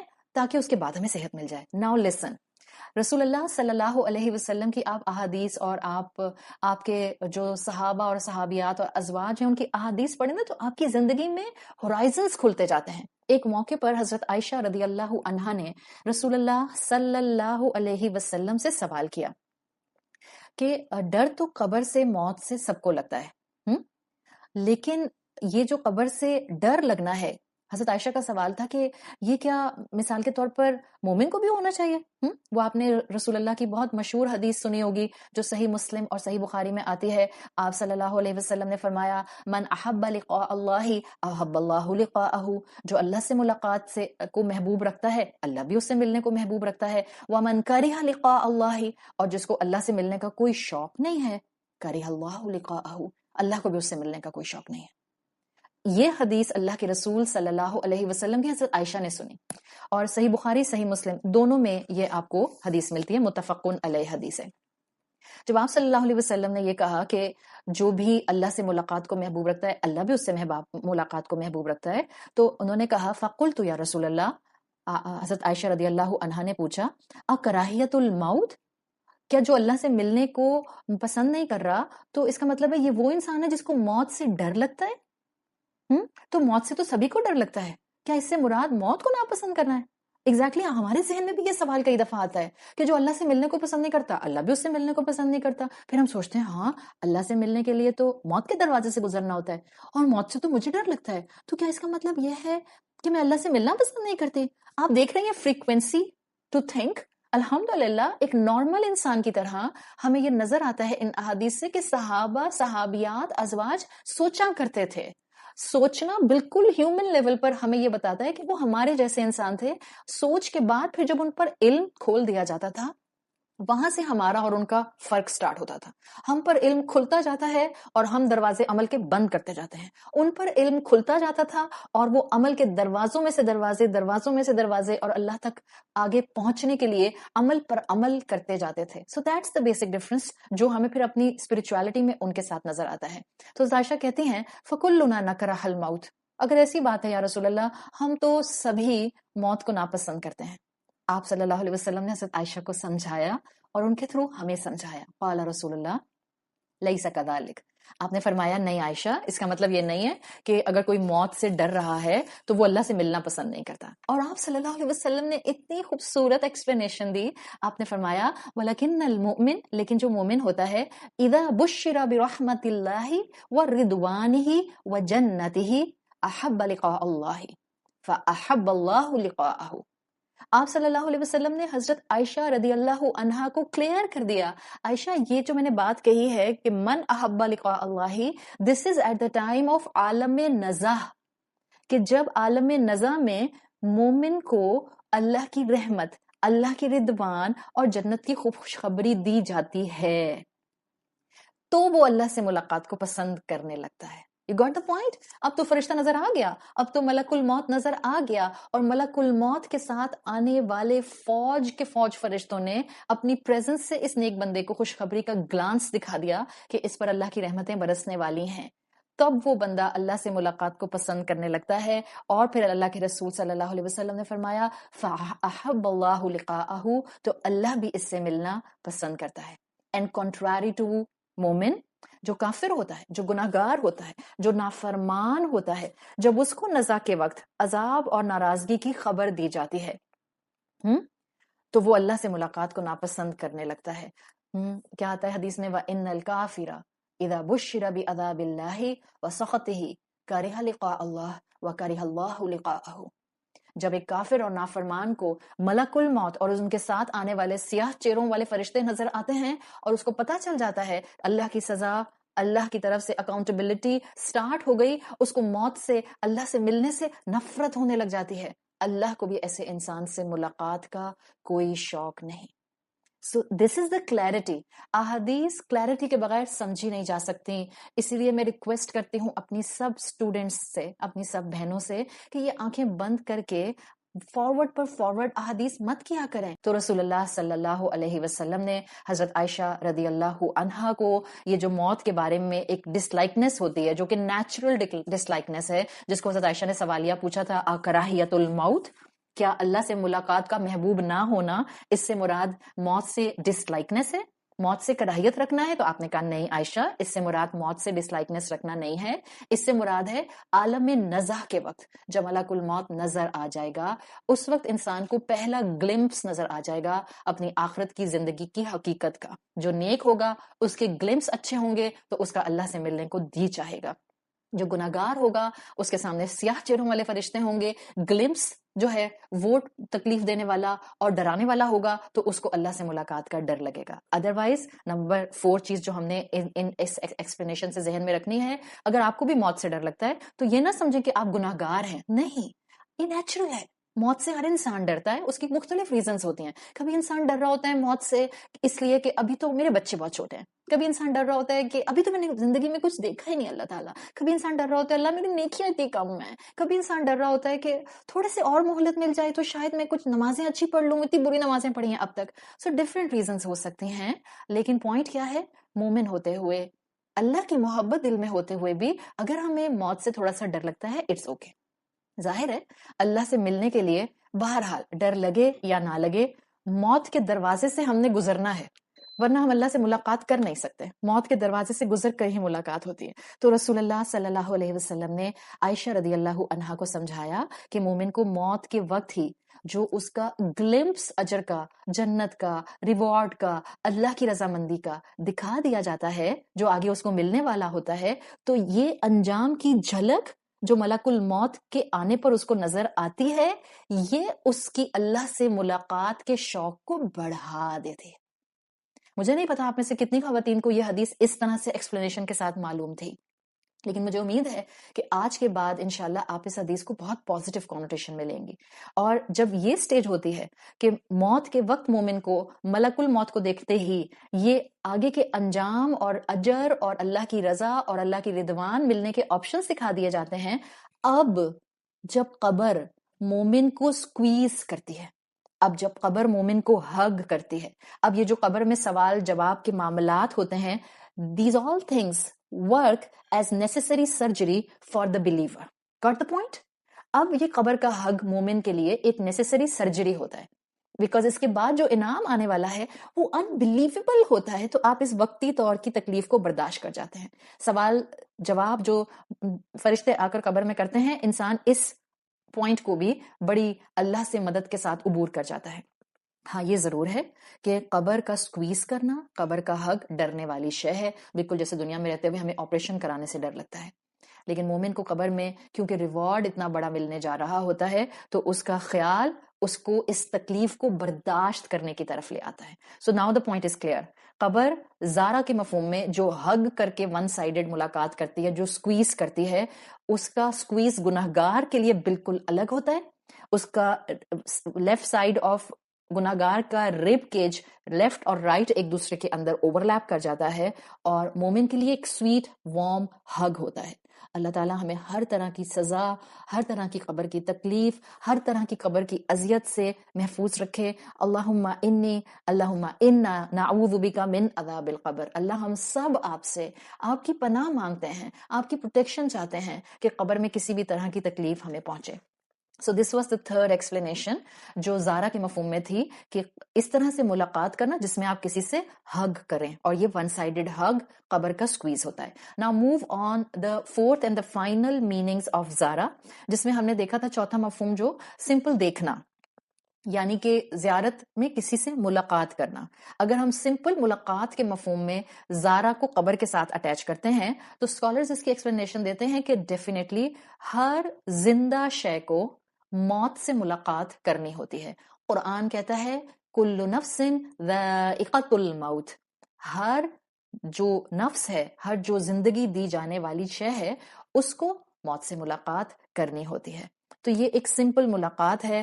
ہاں انسان ظاہری بات ہے باقی مخلوقات سے ایک الگ شے ہے، تو انسان کو موت کی تیاری کے لیے اللہ تعالیٰ نے ایک بڑا پلیٹ فارم دیا ہے. ہاں انسان ایکسپیرینس اس کو ضرور کرتا ہے. موت آئے گی انسان کی ایگزسٹنس کے اگلے سٹیپ پر اس کو لے جانے کے لیے. That's a very fine point. ہم موت کے بعد مر کے ختم نہیں ہو جاتے.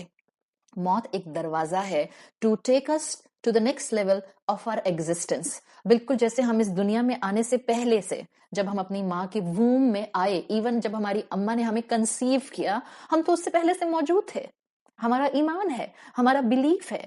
جب ہم اس دنیا سے چلے جاتے ہیں، ہم اپنی لاسٹ کلاس کے ایکسپلینیشن کو ذہن میں رکھیں، جب ہم اس دنیا سے چلے جاتے ہیں، جب ہماری موت ہو جاتی ہے، اس دنیا کی ایگزسٹنس میں ہمارا چیپٹر بند ہو جاتا ہے، بٹ ہماری ایگزسٹنس کا ایک اور چیپٹر عالم برزخ میں کھل جاتا ہے. So every human whoever is not right now in this world from the physical life point of view، وہ کسی نہ کسی کیپیسٹی میں، کسی نہ کسی شیپ آف لائف میں عالم برزخ میں موجود ہے. کس کی زندگی کیسی ہے واللہ عالم، وہ اللہ بہتر جانتا ہے، اللہ کو اس کا علم ہے. سو یہ موت کا ایکسپیرینس ہر انسان کرتا ہے. کل نفس ذائقۃ الموت اس کا بہترین ایکسپلینیشن ہے. یہ موت ہم انسانوں کو ایک دوسرے جہان میں ٹرانسفر کرنے کے لیے آتی ہے. زارا کے مفہوم کا چوتھا اینگل کسی سے ملاقات کرنا، موت سے ملاقات کرنا. موت کے لیے کہتے ہیں کہ موت اتنی کنفرمڈ ہے کہ اگر آپ اس کی ون لائنر ڈیفینیشن سننا چاہتے ہیں تو کہتے ہیں کہ ہماری زندگی، ہمارا زندہ ہونا ایکچولی موت کا آئینہ ہے. یعنی آپ نے دیکھنا ہے موت کیا ہے، تو آپ یوں سمجھ لیں کہ یہ جو چلتا پھرتا انسان ہے، آئینے میں کھڑے ہو کے اپنے آپ کو دیکھیں، اپنا ہاتھ موو کریں، اپنا اسمائل کریں، آپ کے فیشیل مسلز جو ہیں وہ موو کریں گے، آنکھیں آپ رائٹ لیفٹ رول کریں، آپ ڈانس کرنا شروع کر دیں آئینے کے سامنے کھڑے ہو کر، کوئی بھی نہیں ہے، you are just feeling your life. صحیح. یہ لائف کیا بتا رہی ہے؟ That one day definitely will come جس میں I will be lifeless physically. اور زندگی کے لیے اس لیے کہتے ہیں، موت کے لیے اس لیے کہتے ہیں کہ یہ جو ہماری دنیا کی زندگی ہے یہ موت کا آئینہ ہے. جو آج زندہ ہے بایولوجیکلی کل وہ مر جائے گا. سمجھنا یہ ہے کہ ہم جیسی زندگی گزارتے ہیں ہمیں موت ویسی ہی ملتی ہے. ہم بزدل بن کر رب سے غافل ہو کر زندگی گزاریں. یاد رکھیں جو رب سے غافل ہوگا نا وہ بزدل ہے، وہ کریجیس نہیں ہے، چاہے وہ چیمپئن ہو انسانوں کی جنگوں میں فرنٹ لائن پر کھڑا ہونے کا، لیکن اگر اس نے اپنی عقل سے اپنے رب کو نہیں پہچانا یا پہچان کر نیگلیکٹ کر دیا تو وہ انسان بزدل کہلاتا ہے. اگر کسی انسان نے بزدل بن کر رب سے غافل ہو کر زندگی گزاری تو موت بھی بزدل نصیب ہوگی. جب ملک الموت نظر آئے گا اور وہ روح نکالے گا جسم میں سے، بزدل ڈیفینیشن آپ نے اس حدیث کو کئی مرتبہ سنا ہوگا، انسان کے رونگٹے کھڑے ہونے لگ جاتے ہیں. You can feel something on your arm, آپ کے بال کھڑے ہونے لگ جاتے ہیں. If you have a little hair on your arm, انسان سوچتا اور گھبراتا ہے کہ every sentence is connected with the next sentence. ابھی میں نے آپ سے کہا آپ نے اللہ سے غافل ہو کر زندگی گزاری تو آپ ایک بزدل ہیں. اسلام کی ڈیفینیشن میں وہ ایک کاورڈ انسان ہے. اور کیسے وہ کاورڈ انسان ہے؟ جسٹ چیک دا حدیث آف نافرمان، جس کے اندر اللہ کے رسول صلی اللہ علیہ وسلم نے ڈیفائن کیا ہے کہ گناہگار کی روح جب نکالنے کے لیے ملک الموت اس کے سرہانے کے قریب آ کر بیٹھتے ہیں. گناہگار کی روح اس باڈی میں، اس فزیکل باڈی میں، اس فزیکل ویسل میں چھپتی ہے کہ کہیں ملک الموت نکال نہ لے. یہ کس کا عمل ہے؟ یہ ایک کاورڈ کا عمل ہے، یہ ایک بزدل کا عمل ہے.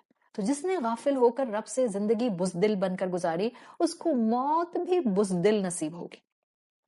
اور اگر ہم نے رب کی معرفت کے ساتھ خوبصورت زندگی گزاری تو انشاءاللہ موت بھی خوبصورت ملے گی. ہم نے سیرت رسول صلی اللہ علیہ وسلم پر محبت اخلاق کے مطابق زندگی گزاری تو یاد رکھیں موت ایک بہترین دوست کی شکل میں سامنے آئے گی. مگر ہم کیا کریں کہ انسان بس یہ حقیقت کہ موت ہر صورت آنی ہے بھول جاتا ہے، بار بار بھول جاتا ہے. ہم بھول جاتے ہیں جو قرآن سے جڑے ہوئے ہیں، تو وہ لوگ جو قرآن سے دور ہیں، وہ بچے جن کو قرآن کی کلاسز میں بیٹھنے کا موقع نہیں ملتا، وہ یوتھ جن کے کان پر کوئی اچھی کسی استاد کی آواز نہیں پڑتی، وہ ایک حقیقت بار بار بھولتا ہے. ہم بھی بھولتے ہیں، ہر انسان بھولتا ہے کہ موت ہر صورت ایکسپیرینس کرنی ہے. اور جب انسان آج کا آپ دیکھتے ہیں نا، آپ صرف موت کو نہیں انسان بھولا ہوا، اگر ہم اس کو دنیاوی اینگل سے دیکھیں نا، جو رب کو بھولتا ہے وہ موت کو بھولتا ہے. جو موت کو بھولتا ہے نا وہ اپنی زندگی کے فائدہ مند کاموں کو بھولنے لگ جاتا ہے. آج انسان ہر فائدہ مند شے کو رسٹڈ کر کے بیٹھا ہوا ہے. اچھا کھانا، آرگینک فوڈ ہم نہیں کھاتے، بزرگوں کی اچھی نصیحت ہم نہیں لیتے، اپنے کلچر کے فائدہ مند دین کے بریکٹ میں آنے والے جس کو آپ شعائر کہتے ہیں ہم ان کو بھول بیٹھے ہیں. ہر اچھی نصیحت ہم بھول بیٹھے ہیں. ہر لفظ کو ہم نے، ہر اچھی ٹرمینالوجی، ہر اچھی نصیحت کو ہم نے بے معنی کر دیا ہے. اللہ کی بنائی ہوئی چیزوں کو مسخ کر رہا ہے انسان. کیوں؟ Every thing is linked. موت کو بھولا نا، اب اللہ کی بنائی ہوئی چیزوں کو مسخ کر رہا ہے. کیا مسخ کر رہا ہے؟ کرا لیے بوٹاکس اور بگاڑ لی اپنے پیارے سے ہونٹوں کی شیپ اور بھوت بن کے بیٹھ گئے کہ پہچانے بھی نہیں جا رہے. فلرز کر لیے، لپ فلرز کر لیے. کیوں؟ پتلے تھے میرے ہونٹ بہت زیادہ. مسخ کر دیا آپ نے اپنی چہرے کی خوبصورتی کو جو رب العزت نے آپ کو دی تھی. I would really like to make one point very clear here، اور وہ یہ ہے کہ دیکھیں جب میں آپ کو یہ کہتی ہوں نا کہ لپ فلر نہیں کرائیے، یہ اللہ کی تخلیق میں تبدیلی ہے، آپ کو بوٹاکس کرانے کی ضرورت نہیں ہے. اللہ نے آپ کو جو ایک ریگولر ایجنگ فیکٹر دیا ہے، that's his حکمہ، that's the life process, that's the life cycle, let it be. اچھی ڈائٹ کھائیں، ایکسرسائز کریں، واک کریں، اچھا کھانا کھائیں، ہیلدی کھانا کھائیں، فائبر والی فوڈ کھائیں، یہ پروسیسڈ کھانا کھانا چھوڑ دیں. These are the good things, ٹھیک ہے، take care of your health. لیکن اللہ کی دی ہوئی خلقت میں مسخ کرنے کی طرف نہ جائیں. اس میں یہ چیز نہیں آتی. پلیز کہیں لکھ لیں, بعض اوقات کوئی بات نہیں, علم نہیں ہوتا تو پوچھ لینا چاہیے, اچھی بات ہے. وہی بات کہ کلیئرٹی چاہیے ہوتی ہے ہم جیسے انسانوں کو. جب میں یہ کہتی ہوں کہ لپ فلر نہیں کرائیں, اللہ نے جو ہونٹ دیے ہیں بالکل پرفیکٹ ہیں, اس میں یہ چیز نہیں آتی ہے کہ آپ کے گھر بچہ ہوا اور آپ کی ساس بہت پیار سے آپ سے کہہ رہی ہیں کہ بیٹا یہ چھوٹا بیبی ہوتا ہے نا, اس کی نوزی کو پکڑ کے ایسے ایسے لمبا لمبا کرتے ہیں تو بالکل ناک اس کی جو ہے نا وہ کھڑی ہو جاتی ہے, ناک کی ہڈی کھڑی ہو جاتی ہے.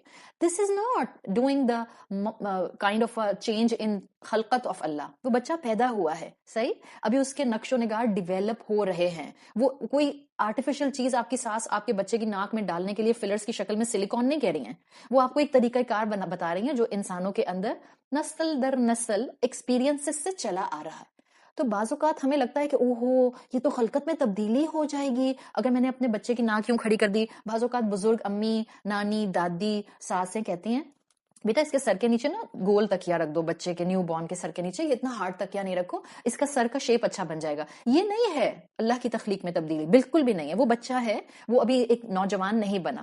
جو ایک نوجوان انسان بن گیا اس کو آرٹیفیشلی اپنے, اب جو اللہ نے اس کو اشیاء دے دی ہیں جو ریگولر ہیں, جو ٹھیک ہیں, جو بالکل پرفیکٹ ہیں, ان کو چینج کرنے کی ضرورت نہیں ہے. صحیح. تو ہم بات کیا کر رہے تھے, ہم بات یہ کر رہے تھے کہ جب انسان موت کو بھولا, اس نے زندگی کی فائدہ مند چیزوں کو بھولنا شروع کر دیا. اللہ کو بھولا تو موت کو بھولا, موت کو بھولا تو بزدل کی زندگی بنا لی, بزدل کی زندگی بنا لی تو اب اس کا نقصان یہ ہو گیا کہ اب وہ اچھی نصیحت نہیں لیتا, اچھی بات نہیں سیکھتا, بزرگوں کی نصیحت نہیں لیتا, اللہ کی بنائی ہوئی چیزوں کو مسخ کرتا ہے.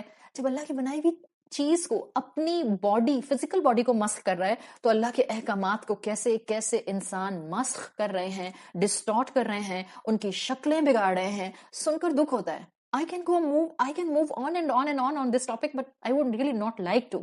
اللہ کے احکامات کو مسخ نہیں کریں. And I will request to all of the institutions, those are working for the sake of deen, عورتوں کو یہ کہنا کہ اگر آپ نے ایک اچھی بات سیکھ لی ہے, اب آپ پر فرض ہے ایک کورس کرنے کے بعد کہ آپ جائیں اور کسی بھی محلے میں نکل کر دین کا کام کریں, اور آپ کو یہ کام کرنا ہے, اور اگر آپ نے نہیں کیا تو آپ دین میں ڈنڈی ماریں گی. یہ مت کریں عورتوں کے ساتھ ظلم. اس عورت کی پہلی ذمہ داری اس کا اپنا 5 فٹ کا جسم عبادت پر آنا, اور اس کی اپنی فیملی اور اس کا اپنا گھر ہے. اس نے علم اس لیے حاصل نہیں کیا کہ وہ مینیپولیٹ ہو جائے, اور اس کو یہ یاد ہی نہ رہے کہ مجھے گھر میں اخلاق, گھر کی تربیت, اولاد پر وقت لگانا, اپنی عبادت میں مزید خشوع لانا, یہ سب سے پہلے سیکھنا تھا. اور ہم یہ سب بھول جاتے ہیں. ہم نے اللہ کے احکامات کو ڈی شیپ کرنا شروع کر دیا. ہم نے شریعت کی جو انڈرسٹینڈنگ تھی اس کو بھولنا شروع کر دیا. ہم نے دین کو لوگوں کو مینیپولیٹ کرنے کے لیے, اپنا نام بنانے کے لیے استعمال کرنا شروع کر دیا.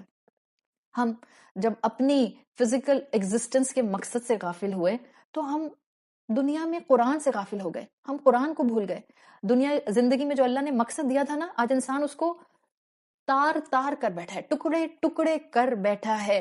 اور وہ پہلی آیت کیا تھی سورۃ تکاثر کی, الہاکم التکاثر, زیادہ سے زیادہ کی طلب میں بس آنکھیں بند اور غافل ہو کر ریٹ ریس میں دوڑا جا رہا ہے. لہون میں ڈوبا ہوا انسان, بھولا ہوا اچھی نصیحتوں کو اور حق کی باتوں کو.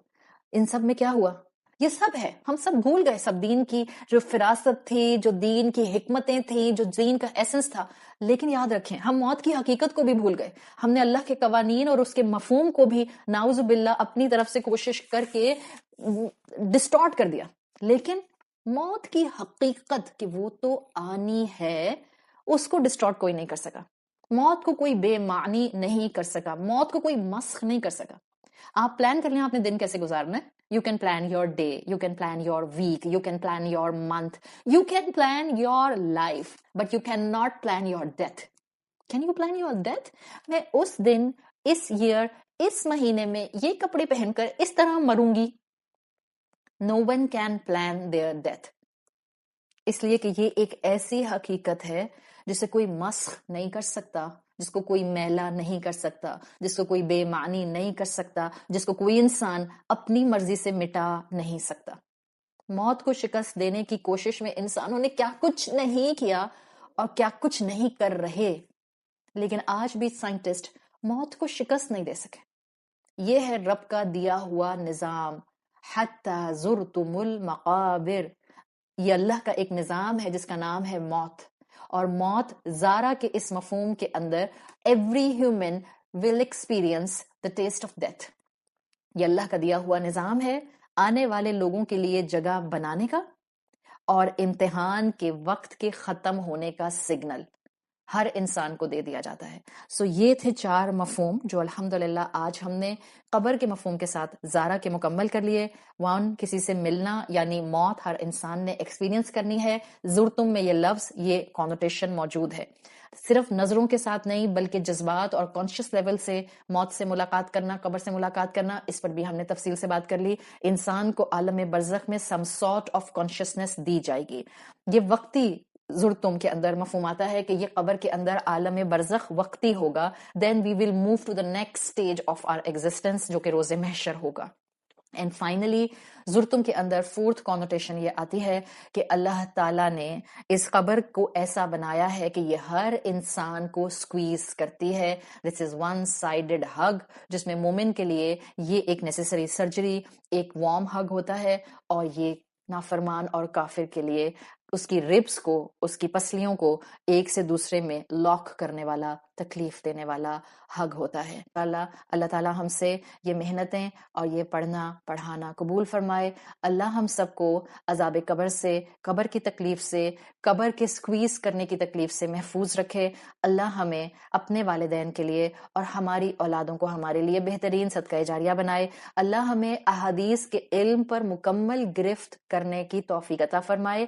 اگر ہمیں سب حدیثوں پر گرفت نہیں بھی آتی تو بس جو ہمیں سمجھ آئے اللہ وہ مکمل سمجھ آئے اور ہمارے عمل کو نکھار دے. اور مجھے امید ہے کہ انشاءاللہ آپ میرے اسٹوڈنٹس ہوتے ہوئے آج کے بعد یہ آنکھیں بند کر کے فارورڈ میسیجز کو فردر فارورڈ کرنا چھوڑ دیں گے اور اپنے نیکیوں کو کمانے کے لیے اپنے جوارح، اپنی زبان، اپنے اخلاق، اپنے ہاتھ پاؤں اور اپنے اخلاق کو استعمال کریں گے. سبحانک اللہم و بحمدک نشہد ان لا الہ الا انت نستغفرک و نتوب الیک.